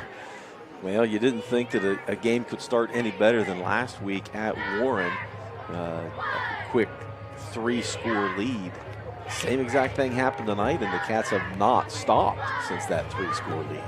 Lucas Parsons on for the Valentine Insurance kickoff as Connor Theodosopoulos has kicked the last 5 or 6. Maybe his leg's getting a little sore. Although Parsons doing all the extra point attempts, he boots this one away. Low end-over-end kick, bounces at 20, taken at the 15, and then fumbled.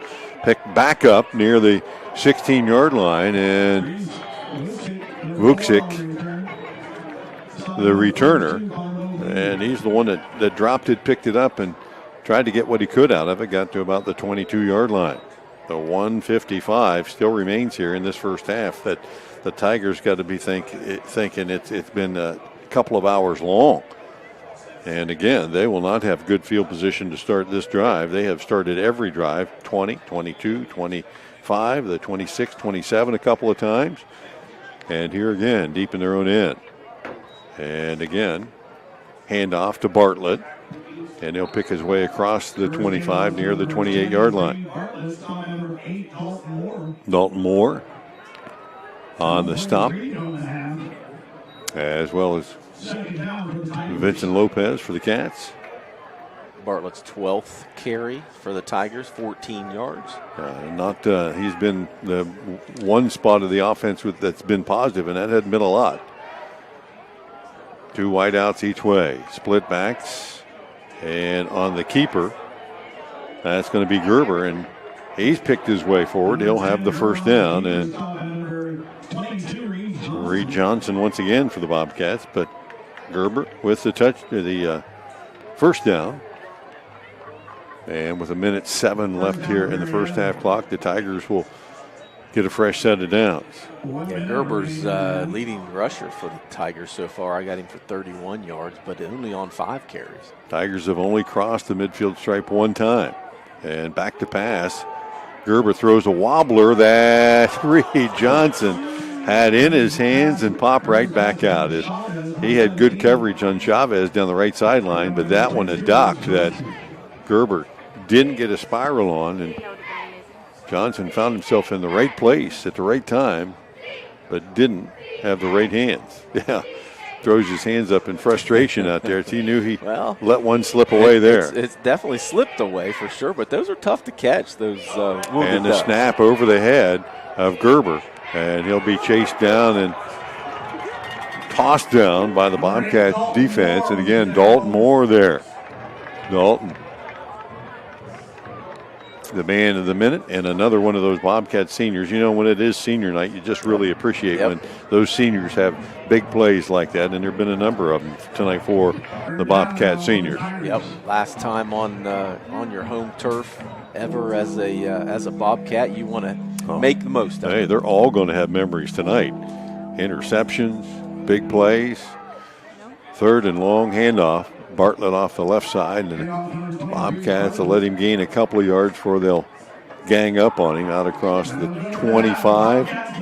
And more on that one as well, as that will be the final play of the first half. And the Bobcats enjoying that as they head to the locker room leading 43-0. Stay tuned. We'll get you caught up on other scores around the area. Our halftime show brought to you by O&N, and Johnny and I will be back a little bit later on with our stats and scoring from this first half wrap-up. We'll be back after these. Did you know an estimated 41% of people eligible for cancer screenings have delayed their appointments due to the pandemic? Southeastern Med is one of 10 hospitals to join with the American Cancer Society's Returning to Screening initiative. The goal is to increase the rates of screenings for all cancers, but especially the most common: breast, cervical, colorectal, and lung. To learn how to schedule your screening appointment, call 740-439-8000 or visit seormc.org. So, what are you sipping? Whether it's our freshly ground coffee to wake you up or an icy Polar Pop cup or Froster to keep you going, our new Sip and Save drink subscription at Circle K will keep you refreshed every day. Join Circle K's Sip and Save and grab any size drink every day for just $5.99 a month. Yeah. Start sipping and saving today. Just sign up with your mobile number when you check out at Circle K. Limited time offer at participating locations. Did you get all the stimulus money for you and your family? Do you have children and didn't know you could receive monthly child tax credit payments? You can claim your monthly child tax credit payments and missing stimulus payments, even if you don't file a traditional tax return. Visit ssa.gov/EIP to learn how you can apply online. Get the money your family deserves. Visit ssa.gov/EIP. Produced at U.S. taxpayer expense. Sponsored by SSA. From the Ohio News Network, this is the...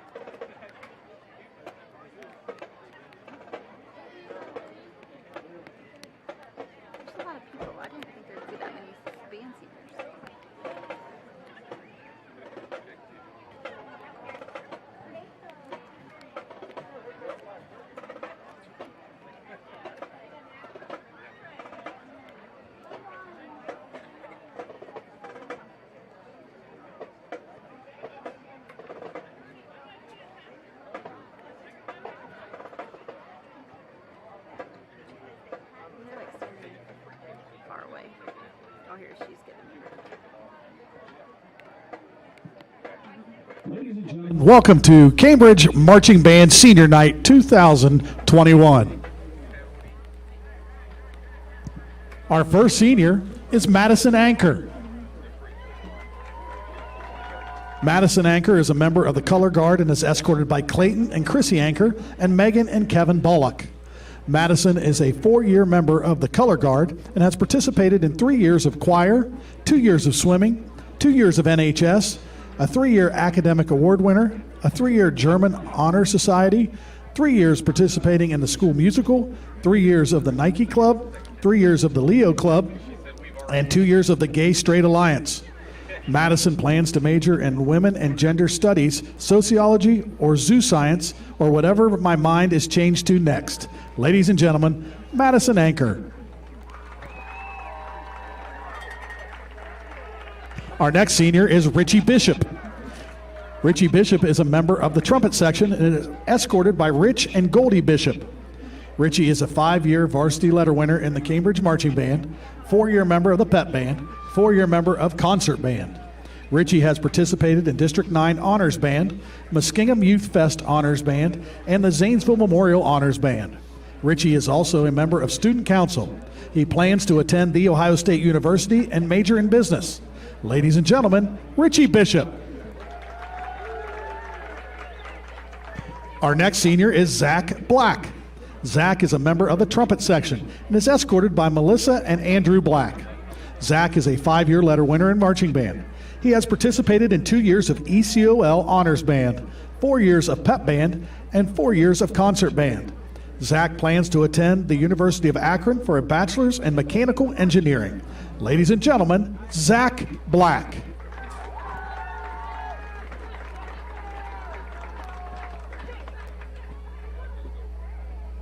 Our next senior is Carter Garner.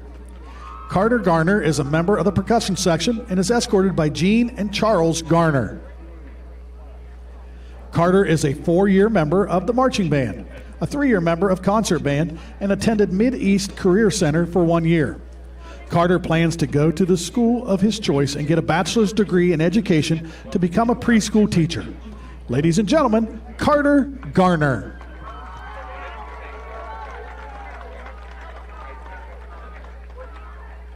Our next senior is Sally Guy. Sally Guy is a member of the percussion section and is escorted by Sunshine Guy, Dusty Bates, and Winter Cruz. Sally is a 5-year member of the marching band, a 4-year member of the concert band, and a 4-year member of the pep band. Sally intends to seek higher education, but is currently undecided as to where. Ladies and gentlemen, Sally Guy. Our next senior is Jenna Sayre. Jenna Sayre is a member of the mellophone section and is escorted by James and Crystal Sayre. Jenna is a 5-year member of the marching band, a 4-year member of the concert band, and a 4-year member of the pep band. Jenna has also participated in 1 year of the ECOL Honors Band. Jenna plans to start at Muskingum University to get her bachelor's degree in music education. Ladies and gentlemen, Jenna Sayre.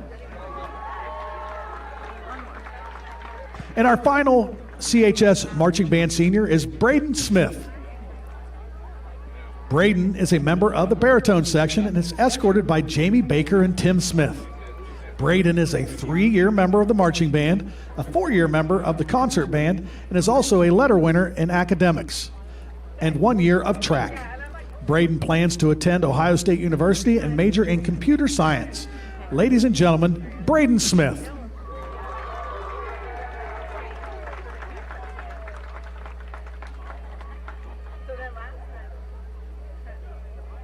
At this time, the CHS Marching Band, minus the seniors, will play the alma mater in their honor.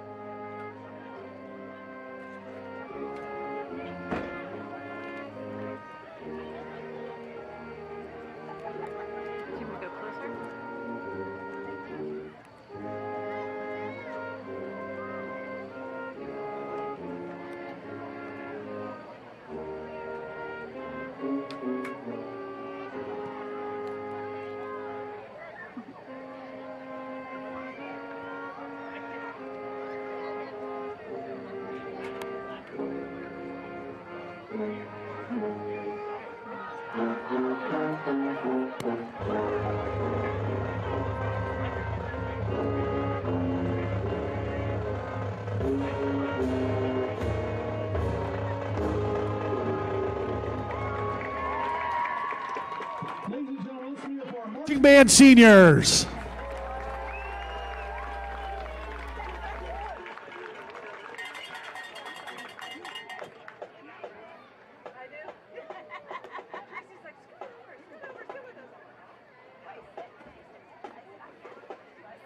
First teamers and seniors will get a shot there early, and really all the seniors contribute, so I doubt they'll be in the game late, so it'll be a lot of fresh jerseys certainly in the fourth quarter.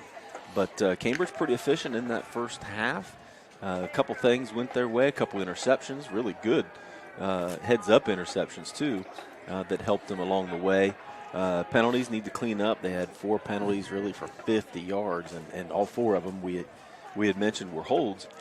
But Cambridge's offense pretty balanced, 149 yards on the ground, 145 in the air. I think Coach Lee could be real excited about that. Yeah, as you mentioned, a couple of those seniors and defensive plays by, I think Kenworthy had an interception, as did Pulaski. Pulaski had one. The 2 seniors coming through there, and we've seen Dalton Moore make a couple of really nice plays defensively as well. All of the seniors participating tonight, and for the Cats, I think it's maybe 7 or 8 of them. 7 on the field, and they've all contributed some big plays positively one way or another.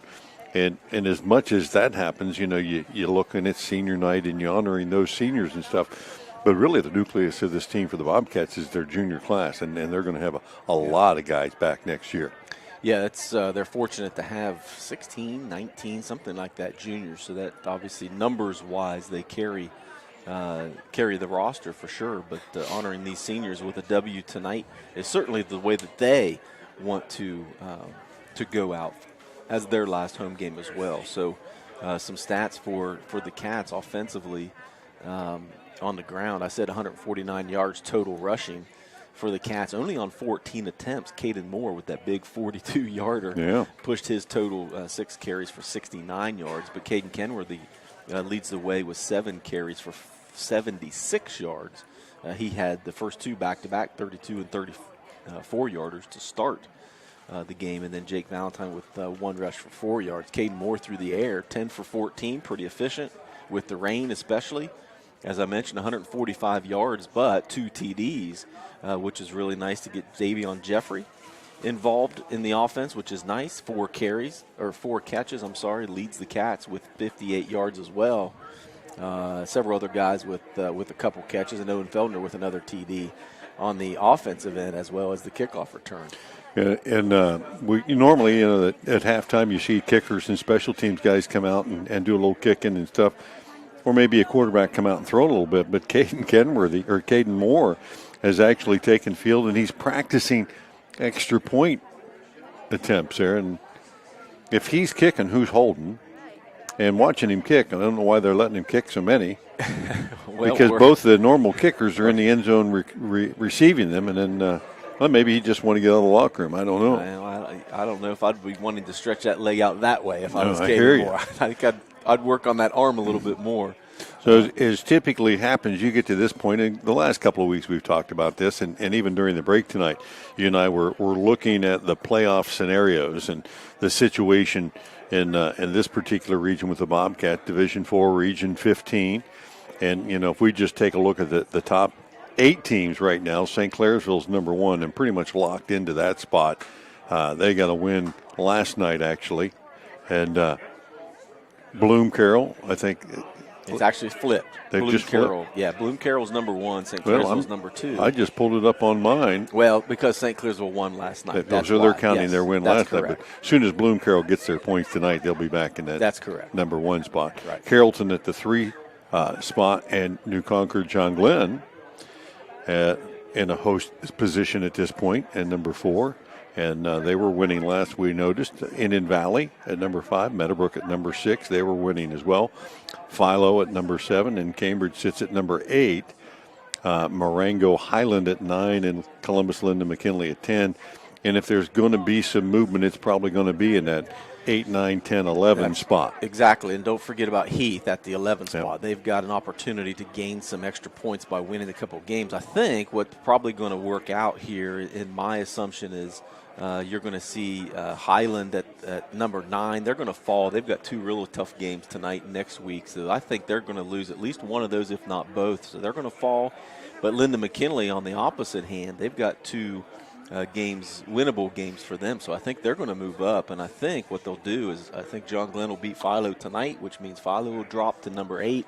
Lyndon McKinley will sneak up to that number 7, basically taking Philo's spot, which pushes Cambridge back down to the 9 spot, I think.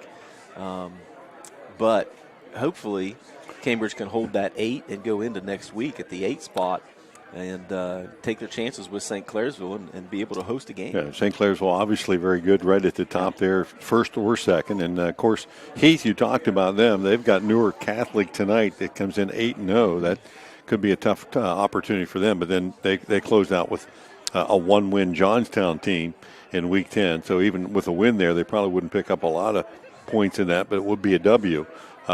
Probably not very many teams when you look at, from number 10 or 12 down that are going to make that jump up very far. But, we even talked about the bubble at 16. Yeah. And the team that Cambridge played a week ago, Warren Vincent, and or Warren Local, as we call them. Right. They're sitting at 16 at 3-5 and a chance to pick up a win tonight. And they play Marietta a week from tonight.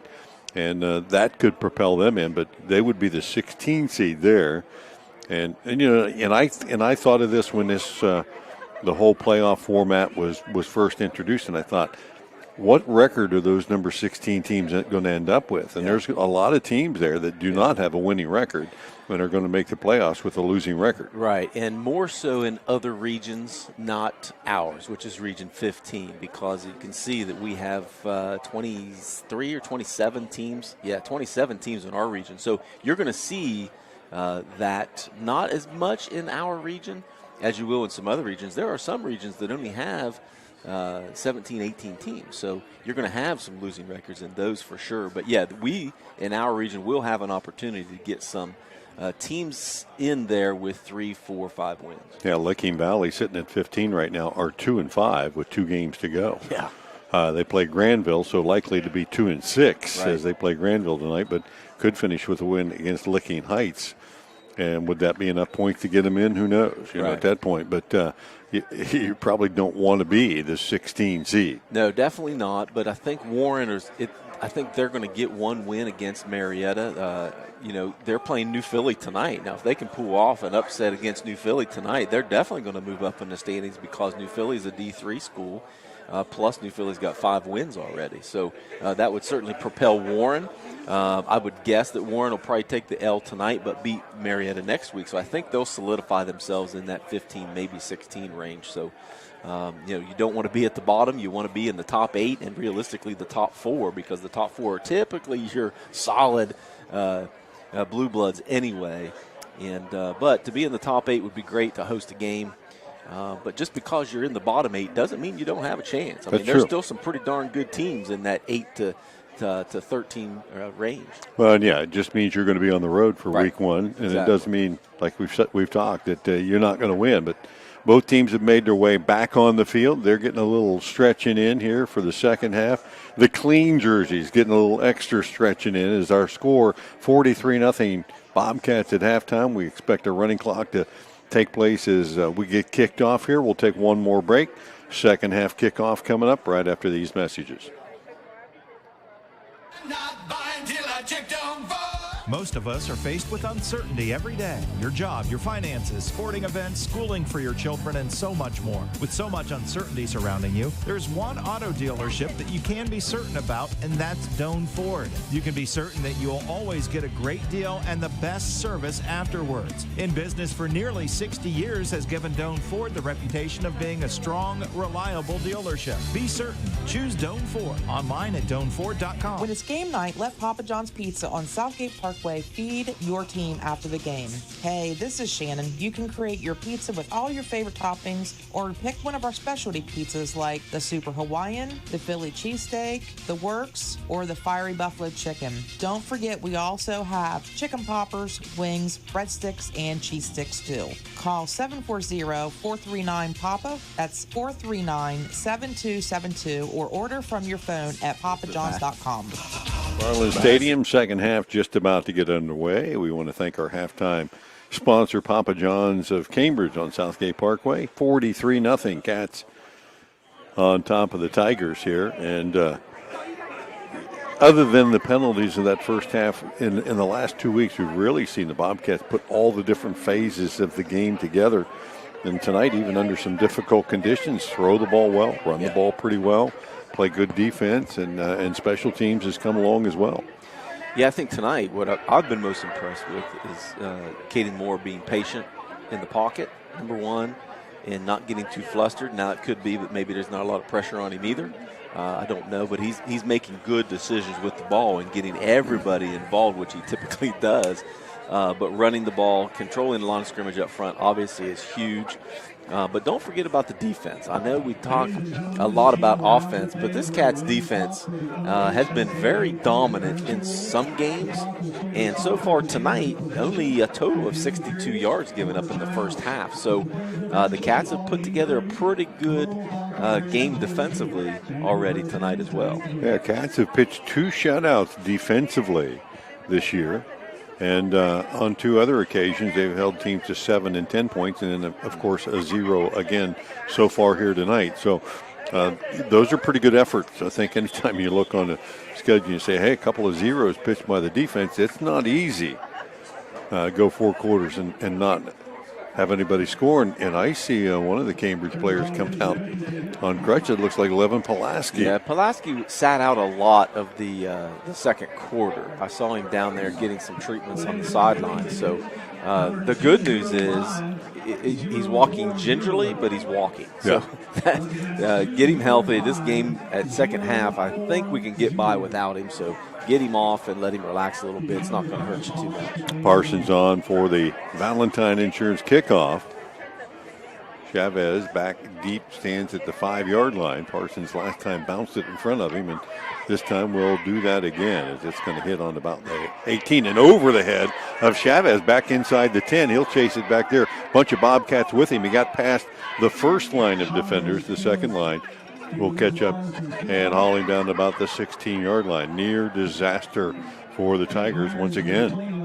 Yeah, but he did make up for it. I mean, he ended up pushing forward for 10 yards there and almost broke through the line to be able to take that to the house. That wasn't that far off. One more broken tackle, and he could have been off to the races. But great job by kicking that ball down there and getting a great bounce. You oftentimes see that happen on a broken play like that as the Tigers again go back to that full house backfield. Running clock, handoff, kept by the quarterback Gerber, working off the right side as he faked it to the 3 backs in the backfield. And when you put 3 backs in the backfield with the quarterback and you fake it to him and you try to take it outside, there's nobody left to block for you there.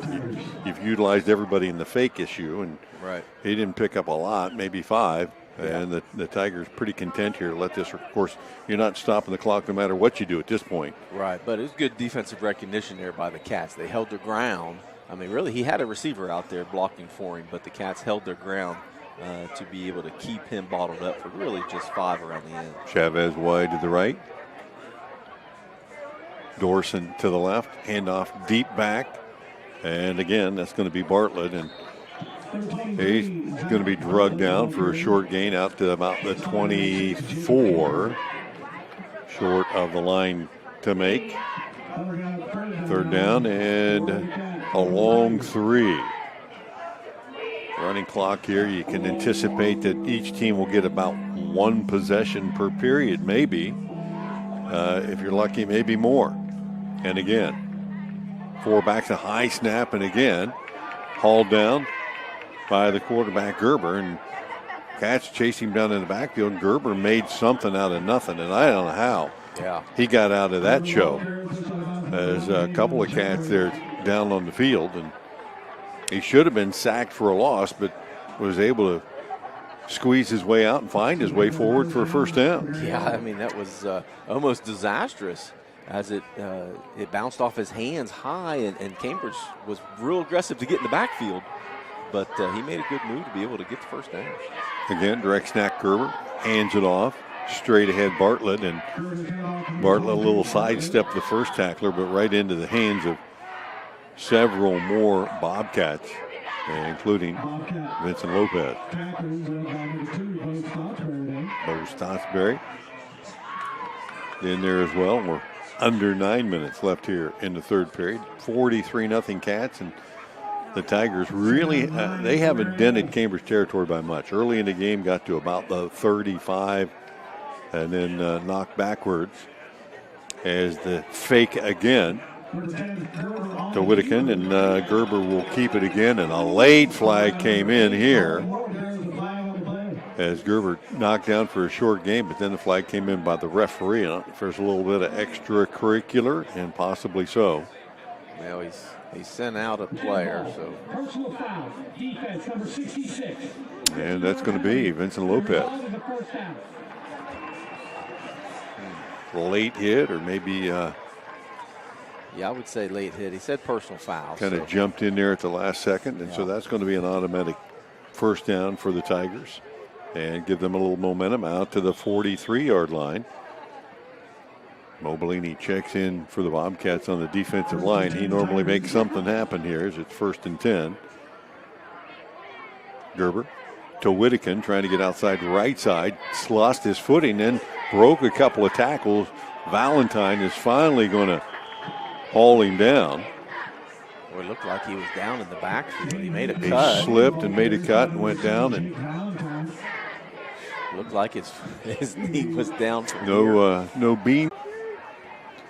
2nd down and 3, just shy of midfield. 3rd and 3. Gerber on the keeper, slipped a tackler again in the backfield, works his way up for the first down and down to the Bobcat 45. Dalton Moore had him dead to rights in the backfield, and he put a nifty move on him and slipped past him and got the first down. Yeah, Gerber's carried the ball 5 times in this drive. 2nd and 7.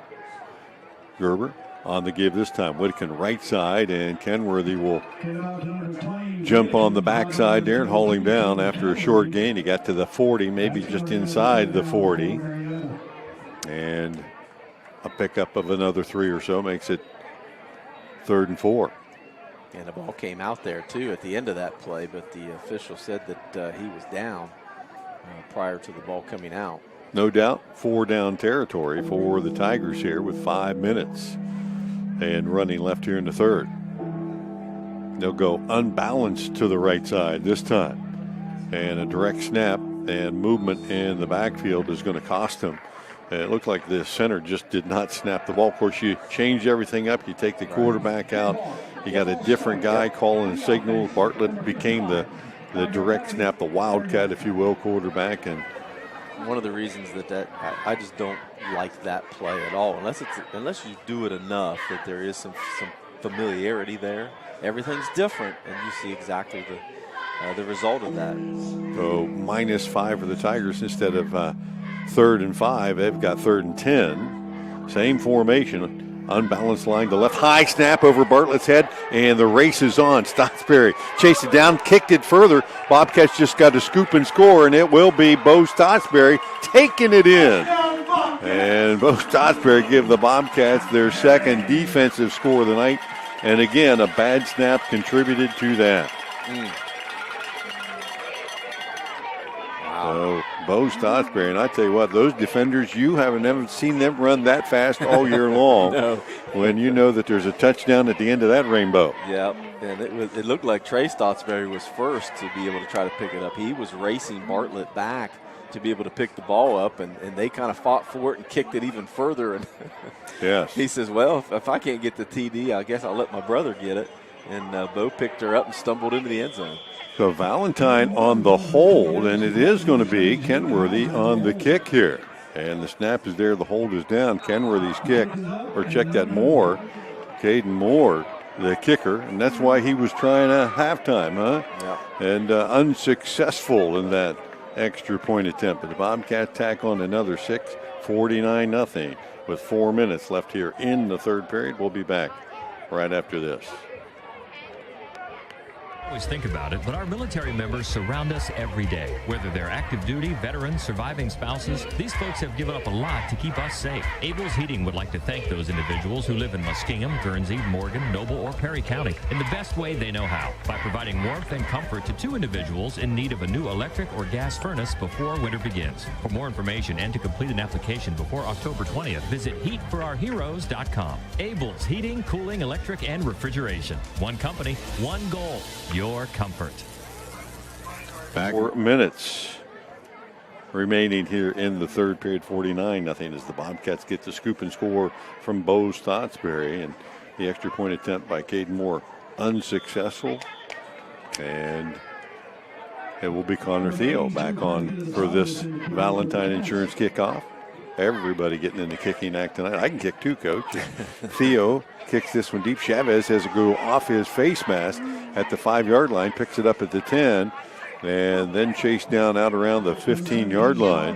And again, aggressive special teams play. Reed Johnson there, along with Connor Mobilini. And the Tigers will be backed up deep in their own end again, and another running clock. So the Bobcats had a possession, but it was a defensive possession very briefly. Very briefly. They probably will not have an offensive snap in this third period with May not. 3:19 and counting. The Tigers take over this time at their own 17-yard line. And some new fresh jerseys in there for Cambridge. A lot of fresh jerseys in there. Tigers still got their starters on, and it is going to be Bartlett again taking that direct snap. This one in his hands and off the right side, works in behind that big line, and Caden Kenworthy still in there getting his jersey dirty. I'm guessing he's check not that. That was Easton Jones, I think. No, Kenworthy is in there. I see 2 threes. And Easton Jones is in there as well. He got a little bit of that one. You got to have somebody to be the glue and call the signals, right? That's right. They're going to let him get a few extra here and then probably give him a break here in the fourth quarter. Connor Myers in at the middle linebacker spot along with him. Direct snap. Bartlett fakes it, keeps it, and again, not much there. He had blue jerseys flying all around him. Several new jerseys in there. Stottsbury and Bryson Anderson. Bryson Anderson in the ball game. Devin Ogle playing a little bit of defense. At the safety spot. Put a fast guy back there, right? Yeah, sure. Connor Myers being the understudy to Kenworthy, taking the signs from the sideline and digging in. 3rd down and 7 for the Tigers from their own 20-yard line. Down to 1:39. And rolling to his left, Davis completes the pass on the outside to Bryce Dotson. And change of quarterback. Weston Davis slipped in there that time in the backfield, took the direct snap and threw it out, and that will be a Tiger first down to the 35-yard line. 1:17 and counting here in the third period. Cats with the 49-0 lead. And a running clock and a timeout taken by the Bobcats defense. So we'll take it as well with 1:11 and a stop clock here in the third. We'll be back right after this. Are you paying too much for homeowners insurance? Has your insurance company raised your deductible? Hi, this is John Valentine with Valentine Insurance. Many people can't accurately answer these questions. With many premiums escrowed into mortgages, homeowners don't pay attention to changes to their policies anymore. It's time you visit Valentine Insurance for a true, no-obligation review of your insurance policy. Call 994-1776 or stop by our office at 739 Southgate Parkway in Cambridge. High school football from ABC Sports on WILE-FM, Byesville, Cambridge. Back at McFarland Stadium, coming off a Bobcat timeout. And can only imagine here is to just try to get some other jerseys in there, make sure you got a complete defense. And that does look like what's going to happen as we see a few fresh jerseys come in the ball game, and a couple of the guys we had seen in there before gone. So 1st and 10 for the Tigers. And they still got a lot of the dirty jerseys in there. They'll take the direct snap. Davis takes it, rolls to his right, and under pressure flips it in the flat, completed. Whittakin slips one tackler, but not the second wave of Bobcat defender. Weston Davis, under some intense pressure from the Bobcats that time, somehow got rid of it. And it will be a gain out near the 40-yard line. Yeah, good pressure by senior Jacob Capehart. He hit Davis pretty hard and drove him into the ground, but Davis was able to complete it to Whittakin. Wes Davis, a junior, started as a running back, but now in at the quarterback slot. 3 backs in the backfield. Davis again takes the snap. He'll run the option left side, keep it himself, cut it back against the grain, pop it into the secondary, and be chased down finally by the Bobcats. Devin Ogle, and they got a little help there from Reed Johnson, but not until Davis gave the Tigers their best chance to put points on the board. Another first down, and he was just a tackle away from going to the house there, and that'll bring us to the end of the 3rd period. As the clock's hit 0, we'll head to period number 4, 49-0 Bobcats. We'll be back right after this. Hey there, it's Bill Arnett with the City Tire Pros Scoreboard Show. Zanesville strikes early in the 3rd, now leading Watkins Memorial 20-6. That is senior night for the Devils. Cambridge, another touchdown, 49-0 over Marietta in the 3rd. Tri-Valley continues to lead Sheridan 7-0 in the 3rd. That is a road game for the Dogs. John Glenn leading Philo 13-7. It's Meadowbrook 27-0 on Morgan. East Canton 14, Buckeye Trail 6. The Warriors on the board in the 3rd quarter. It's Coshocton 33, West M 19. Barnesville now leading Shenandoah 39-14 in the 3rd. Waterford over Caldwell 7-0. It's New Lex shutting out Crooksville 20-0. Lodi leads Maysville 28-14. Worthington Christian now 35-6 over Rosecrans. Monroe Central 26, Frontier 14, and Ridgewood blanking Claymont 36-0. More scores in minutes on the City Tire Pros Scoreboard Show. I'm Bill Arnett, ABC Sports. Start of the 4th period, Cats on top 49-0. Clock wound.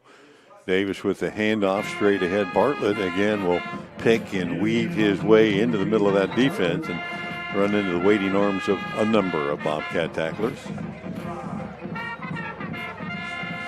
Capehart again at the bottom of that pile.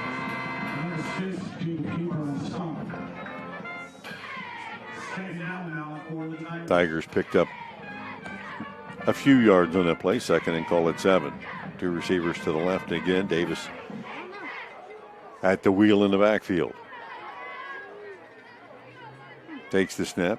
Whittakin off the left side, trying to get to the edge. Does. Cat defenders come flying up, and I think Ogle had first hit, but then a couple of other Cats came in and cleaned up the tackle. Again, a gain of about 3 more brings up 3rd and 3 to 4 more. Tigers content to just continue to pound it down the field, and they've had the ball on offense literally the entire second half. Entire second half. A 10-play drive that ended in a fumble and a scoop and score by the Bobcats. Another 7 plays here. Cambridge is not running offensive play this half, but somehow came away with 6 points. With another 6 points. Davis straight ahead. Bartlett picks his way off the right side and enough to move the sticks one more time. Easton Jones among those on the stop that time.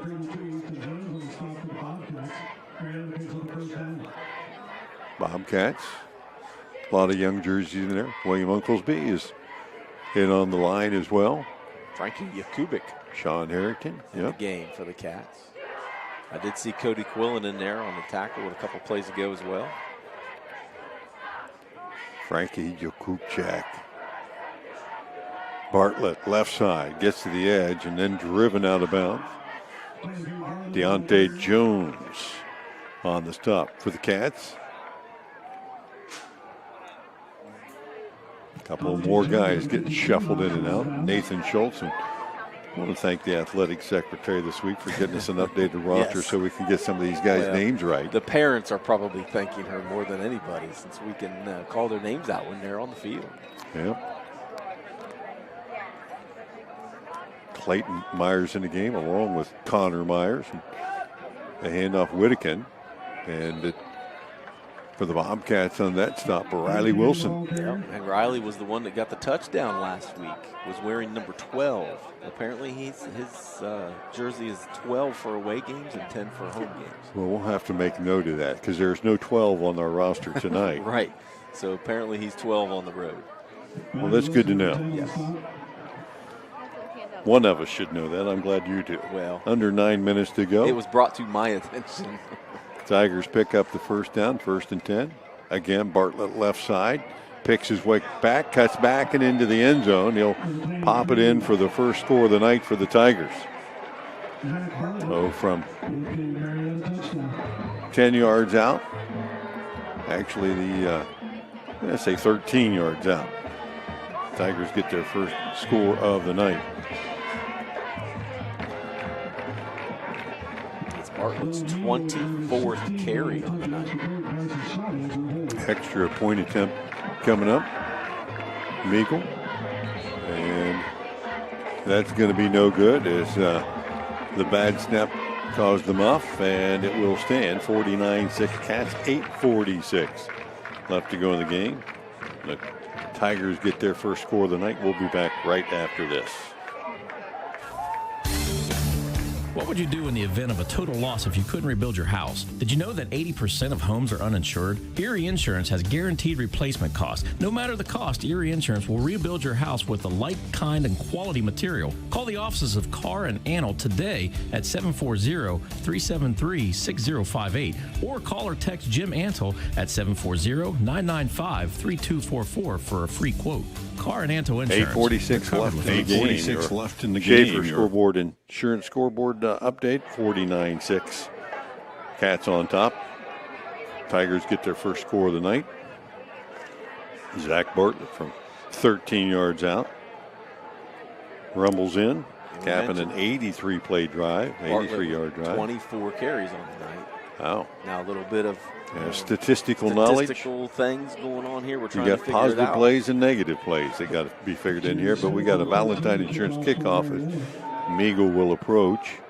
The left footer kicking it deep and away from Reed Johnson, who's going to chase it down and fall down to his knees at the 4-yard line. Not what he was intending, and for the Bobcats, a tough spot to be in to start their only possession on offense of the second half. I think Reed had one of those early in the season as well, where he got a little excited and tried to do a little bit too much and slipped on the return. So from the 4-yard line, the Cats are putting together a second-team offense to take the field here, and that's a bad spot to be in. And it doesn't look like the Tigers have made any substitutions defensively, right, as they still got their starters out there. And a running clock here.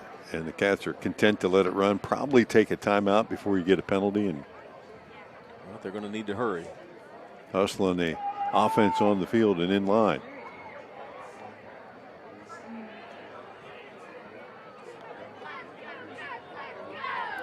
Direct snap, quarterback draw. Believe that. Riley Wilson. And he'll bring it out of the end zone and across the 10 to the 15. And he sold that pretty well.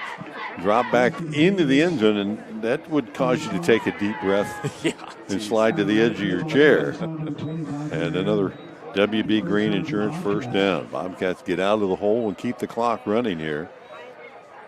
He showed some wheels. He's got some wheels on that play. If you can remember, it's the younger brother of previous quarterback Trevor Wilson. There you go. Not long ago, who had a real good career for the Cats. That was long ago. Well, no. Riley will take the snap again and work off the right side, looking for a hole, kind of weaving in and out. And again, we'll have positive yards. Colton Seitz on the stop.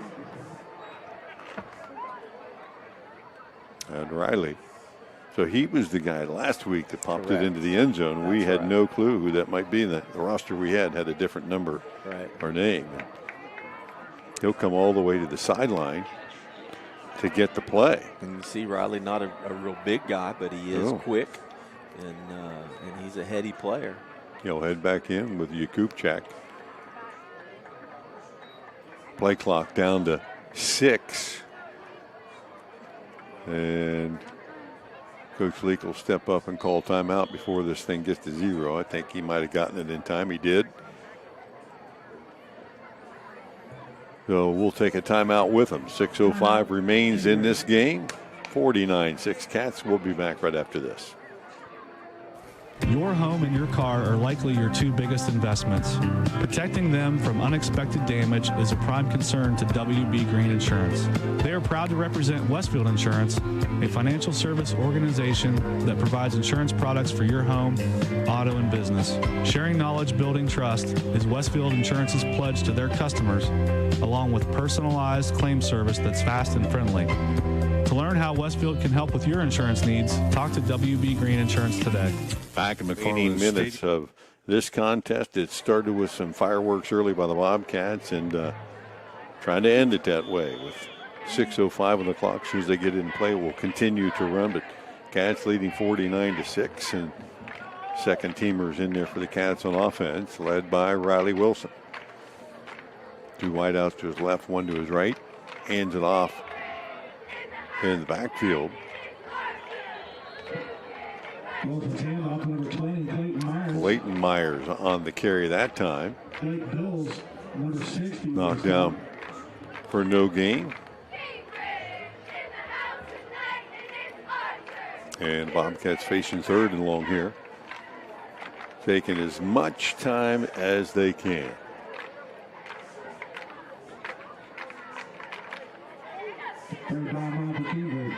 Cats facing third and long.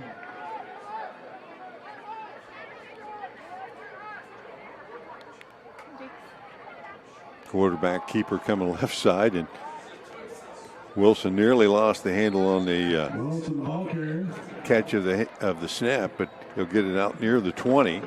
And again, that's going to be no gain as the Cats will face fourth down here. And that means that your regular punt team will hustle on the field. First punt of the night. Yeah, first punt of the night. Cats had actually turned it over on downs in the first period, but have scored a touchdown on every other possession. But this one, that means Valentine comes on to kick it away. Whittakin will go back deep.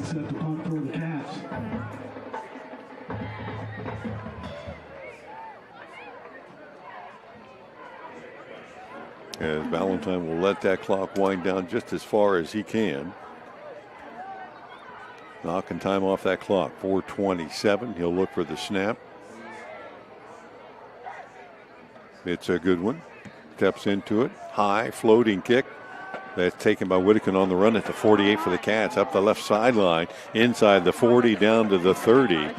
And close to the 25. And Whittakin that time a pretty nice return. Caught that thing in stride, and there wasn't very good coverage for the Cats. And Zane Whittakin sets his team up with pretty good field position. Just 4:07 though left to go in the game, and this one out of hand early. 49-6 Cats. But the first time all night that the Tigers have started on the Bobcat side of the 50. Well, good return there by Whittakin. That was the difference. The ball kicked to the 50-yard line basically, but Heck went ahead for 23 yards on that punt return. So see if the Cats defense can step up here. Tigers direct snap to Davis is a high one. He fakes it and will keep it off the left side and power his way forward into a waiting arms of 2 or 3 Bobcats. Deontay Jones first hit for the Cats. Gain of about 7 and 3.5 left to go in the game. Tigers would like to add another score here. They've got a few clean jerseys in there as well. A few. Weston, as you said, Davis is running the quarterback spot. He actually had 3 carries in the first half. Yeah, he was lined up at the running back spot there. Yep. Running with a unbalanced line off the right side. Whittakin with the carry off the right side. Slips a couple of tackles. Still on his feet. Inside the 15. Dives to the 10. And that'll be enough to pick up the first down and move the sticks. Tigers actually had 3 first downs in the first half, and they've had another 8 here after halftime.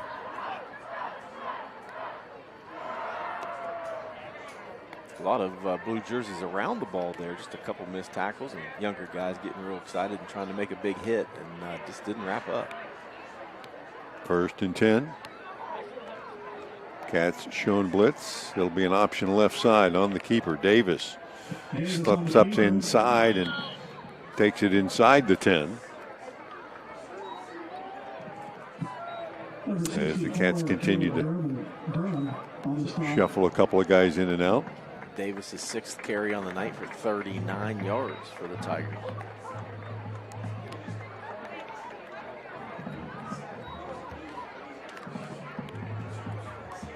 Clock down to the 2-minute mark. And even with a running clock, can't run fast enough. No. Unbalanced off to the right side for the Tigers this side. 2 receivers right and in the backfield, Bartlett, and he'll weave his way through the defense again and dive into the end zone for the touchdown. From 7 yards out, Bartlett adds his 2nd score of the night. 7-yard run. So that's Bartlett's 2nd TD of the night. He had both of them, actually back-to-back carries, technically, for him anyway. 12-yarder and then now a 7-yarder. 4 plays to go 26 yards, and now Meagle on again for the extra point attempt.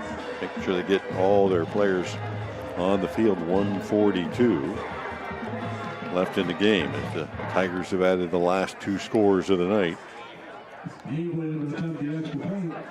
The hold is down and the kick is up, and it is good. 49-13, Cats on top. 1:42 left here. We'll take the break and be back right after this. Did you know an estimated 41% of people eligible for cancer screenings have delayed their appointments due to the pandemic? Southeastern Med is one of 10 hospitals to join with the American Cancer Society's Returning to Screening initiative. The goal is to increase the rates of screenings for all cancers, but especially the most common: breast, cervical, colorectal, and lung. To learn how to schedule your screening appointment, call 740-439-8000 or visit seormc.org. Update brought to you by Schaefer Insurance in downtown Cambridge. 49-13. The Tigers with a couple of late closing scores. Their first team offense punching it again against the Bobcats backup D, and good field position. Only had 26 yards to go to pay dirt that time, and Bartlett finished it off with a 7-yard run. Extra point knocked through to make it 49-13, and now Valentine Insurance kickoff. Meagle looking to go deep. Reed Johnson back deep for the Bobcats, and they'll boot it in his direction. He'll cut this one off, catch it chest high, 15, 20, 25, and out to the 30 before he's tripped up. Nice open field tackle that time by Bryce Dotson. Yeah, and you see the speed of Reed Johnson. He's got some wheels. In fact, he may be the fastest guy on the field for the Cats. Yeah, he wasn't dilly-dallying around there. He was running in a straight line forward. For sure. 1:24 to go in the game. The Cats will just have to snap this one once or twice to get it going. And they'll hustle out there and get the offense set. And the clock wound in play. Once again, Riley Wilson will lead the offense, take the snap, drop back, quarterback draw again, get it up the field, slip a tackler at the 35 and out across the 40 to the 41. Picked up about 7 or 8. Wilson's 4th carry on the night for 20 yards. Keeps it close to the Cats sideline where he can get a quick play call and back to the line of scrimmage. There'll be no taking the knee out of this crew. They're going to play and play. And they are not going to let the time run off. They want to get in as many as they can. Again, quarterback keeper. Man, Riley will slip around the left side again. He's got some little shake and bake going on there, doesn't he? Give a leg, take it away. And another WB Green first down. Wilson.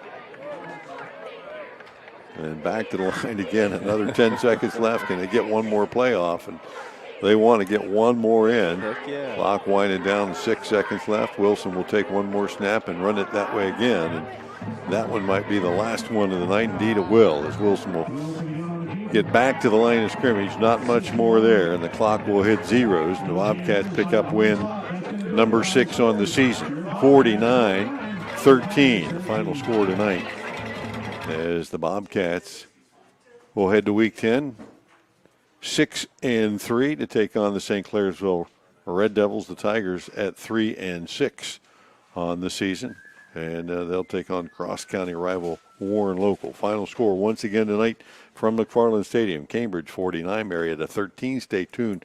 Post-game wrap-up show coming up right after this. So, what are you sipping? Whether it's our freshly ground coffee to wake you up or an icy Polar Pop cup or Froster to keep you going, our new Sip and Save drink subscription at Circle K will keep you refreshed every day. Join Circle K's Sip and Save and grab any size drink every day for just $5.99 a month. Yeah. Start sipping and saving today. Just sign up with your mobile number when you check out at Circle K. Limited time offer at participating locations. Did you get all the stimulus money for you and your family? Do you have children and didn't know you could receive monthly child tax credit payments? You can claim your monthly child tax credit payments and missing stimulus payments, even if you don't file a traditional tax return. Visit ssa.gov/EIP to learn how you can apply online. Get the money your family deserves. Visit ssa.gov/EIP. Produced at U.S. taxpayer expense. Sponsored by SSA. Susan, it's so great to finally be able to get together again. Oh, it sure is. And I really appreciate you picking up the bill. I'm happy to. I've got the extra cash. Since we've all been driving so much more again, I've been using Get Upside, the free gas app that pays you cash back for every gallon of gas you buy. Wait a minute. Are you saying you actually get paid cash when you buy gas with the Get Upside app? Yes, up to 25 cents a gallon. Cash back every time I buy gas. Does that actually add up to anything? Some months I make $200 to $300. Wow, that's serious extra cash. I'm downloading the free Get Upside app now. Download the free Get Upside app now in the App Store or Google Play to save up to 25 cents a gallon when you buy gas. Use promo code GREAT for a 25 cents a gallon bonus on your first tank. That's up to 50 cents a gallon on your next fill-up. You can cash out anytime to PayPal or an e-gift card for Amazon and other brands. Just download the free Get Upside app and use promo code GREAT for a 25 cents a gallon bonus on your first tank. That's code GREAT. Do you really think that an insurance company who promises quotes in a few minutes has your best interest in mind? Do they really know you and what coverages you need? Hi, this is John Valentine with Valentine Insurance. We take time to learn about you and your insurance needs so you can feel comfortable that you're receiving the right coverages at the best possible prices. Find us on Facebook, stop by our office, or give us a call at 994-1776. Valentine Insurance, a partner you can depend on. So, what are you sipping? Whether it's our freshly ground coffee to wake you up or an icy Polar Pop cup or Froster to keep you going, our new Sip and Save drink subscription at Circle K will keep you refreshed every day. Join Circle K's Sip and Save and grab any size drink every day for just $5.99 a month. Yeah. Start sipping and saving today. Just sign up with your mobile number when you check out at Circle K. Limited time offer at participating locations. Did you get all the stimulus money for you and your family? Do you have children and didn't know you could receive monthly child tax credit payments? You can claim your monthly child tax credit payments and missing stimulus payments, even if you don't file a traditional tax return. Visit ssa.gov/EIP to learn how you can apply online. Get the money your family deserves. Visit ssa.gov/EIP. Produced at U.S. taxpayer expense. Welcome back to McFarland Stadium. Wrapping up another Bobcat victory tonight, 49-13. The final score, Cats over top of the Marietta Tigers. Bill Kafuri, John Valentine.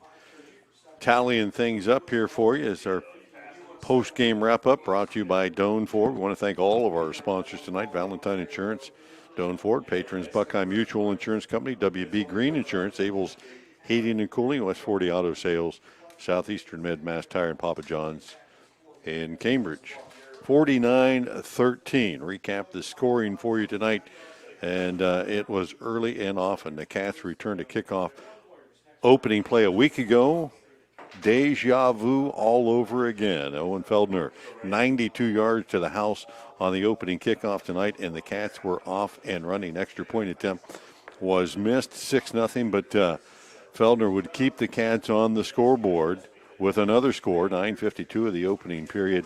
A 20-yard catch from Caden Moore as he would add to his total of touchdown passes on the season. Just a two-play drive for the Bobcats, covering 25 yards. 13-0 after the extra point. Caden Kenworthy in the act at the 7:49 mark. And the Bobcats led 20-0 midway through the opening period. They would add more scores in the second period. 4 of them. An 11-yard pass from Moore to Davian Jeffrey, capping an 11-play, 62-yard drive. That our drive of the game, brought to you by Patrons Buckeye Mutual Insurance Company. And if you're thinking of taking a drive, you need to make sure your insurance is in place. The Cats had theirs tonight in the name of Owen Feldner. Insurance there is the play of the game, certainly by Owen Feldner to get things started. How electrified does that make your team and the stands and the fans when you can take the opening kickoff back to the house and 10 seconds in, 15 seconds in, you lead the game? You just can't start any better. I mean, you talk about a great way to start a senior night. Last game for these guys at home. You can't start it any better, for, like you said, for everybody involved, but more for the players, right? I mean, we didn't have a real big crowd tonight because of the weather, so the crowd, couldn't get into it too much, but great way to kick off a game. And 2 games in a row. I've really, last week's Owen did a great job on that return. This week, I really liked how he was patient, waited for the hole to get it, and, man, when he saw it, he hit the Jets and he was gone. West 40 Auto Sales sponsoring our play of the game each week. And, and that's again, to Owen's credit, early in the season he struggled a little bit on his kickoff returns. He hesitated.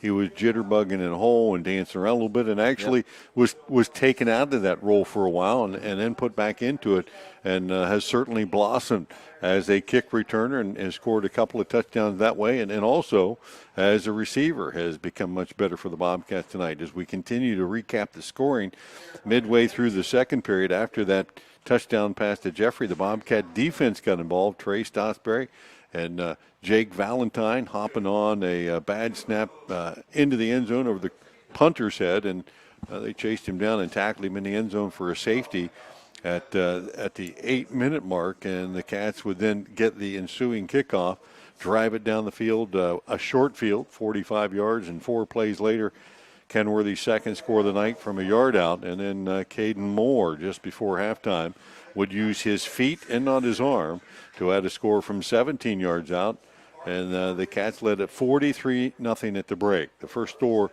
of the third period again came via the Cambridge defense. This time, Bo Stotsberry, a scoop and score, only about a 15-yard run, but the snap over the quarterback's head and the ensuing chase led the ball to be kicked several times. Bo was the one that controlled it, got into the end zone. The Cats led at 49-0, and then the Tigers closing things out with the last couple of scores. Zach Bartlett from 13 yards out and from 7 yards out closes out tonight, scoring 49-13, your final. Bobcats with their 6th win of the year. Tigers dropped to 3-6.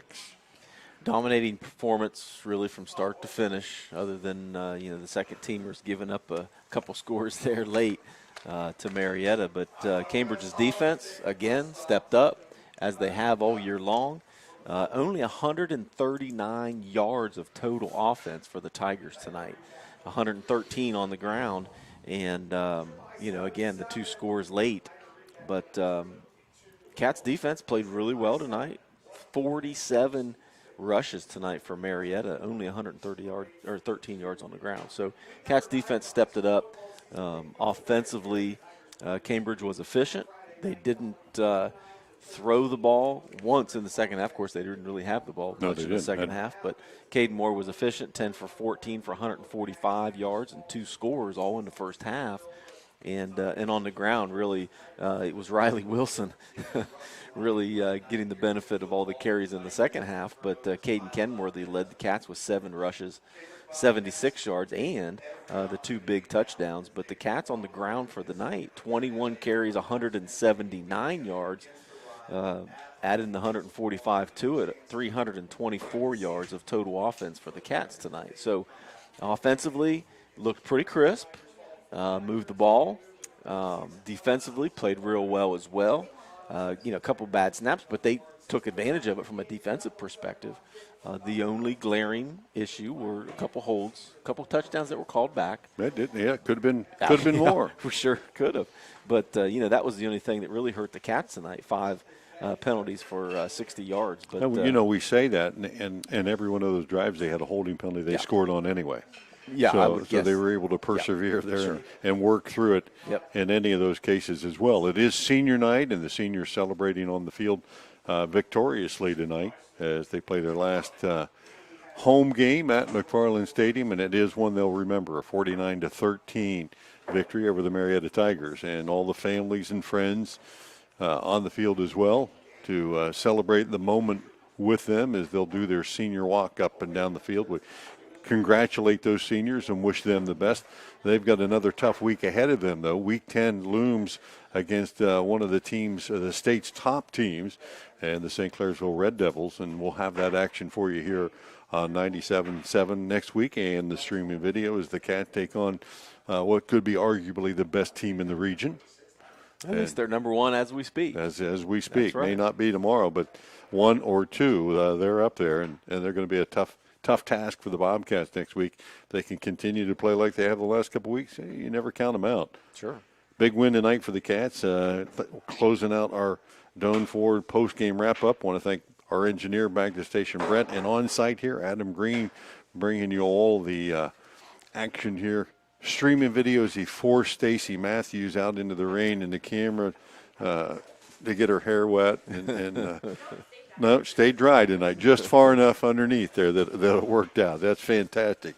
We appreciate all their work and your listenership and watching us tonight. If you happen to join us, thank you for that. Stay tuned. We'll be back on the air next Friday as the Cats on the road at St. Clairsville. Once again, tonight's final, Cambridge 49, Marietta 13 for the ABC Sport Team.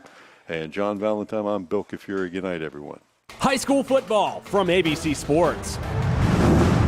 Tonight's game is brought to you by Doan Ford, West 40 Auto Sales, WB Green Insurance, Abel's Electric Heating and Cooling, Southeastern Med, Patrons Buckeye Mutual Insurance Company, Mass Tire, Valentine Insurance, Papa John's Pizza of Cambridge, and Car Anto Insurance.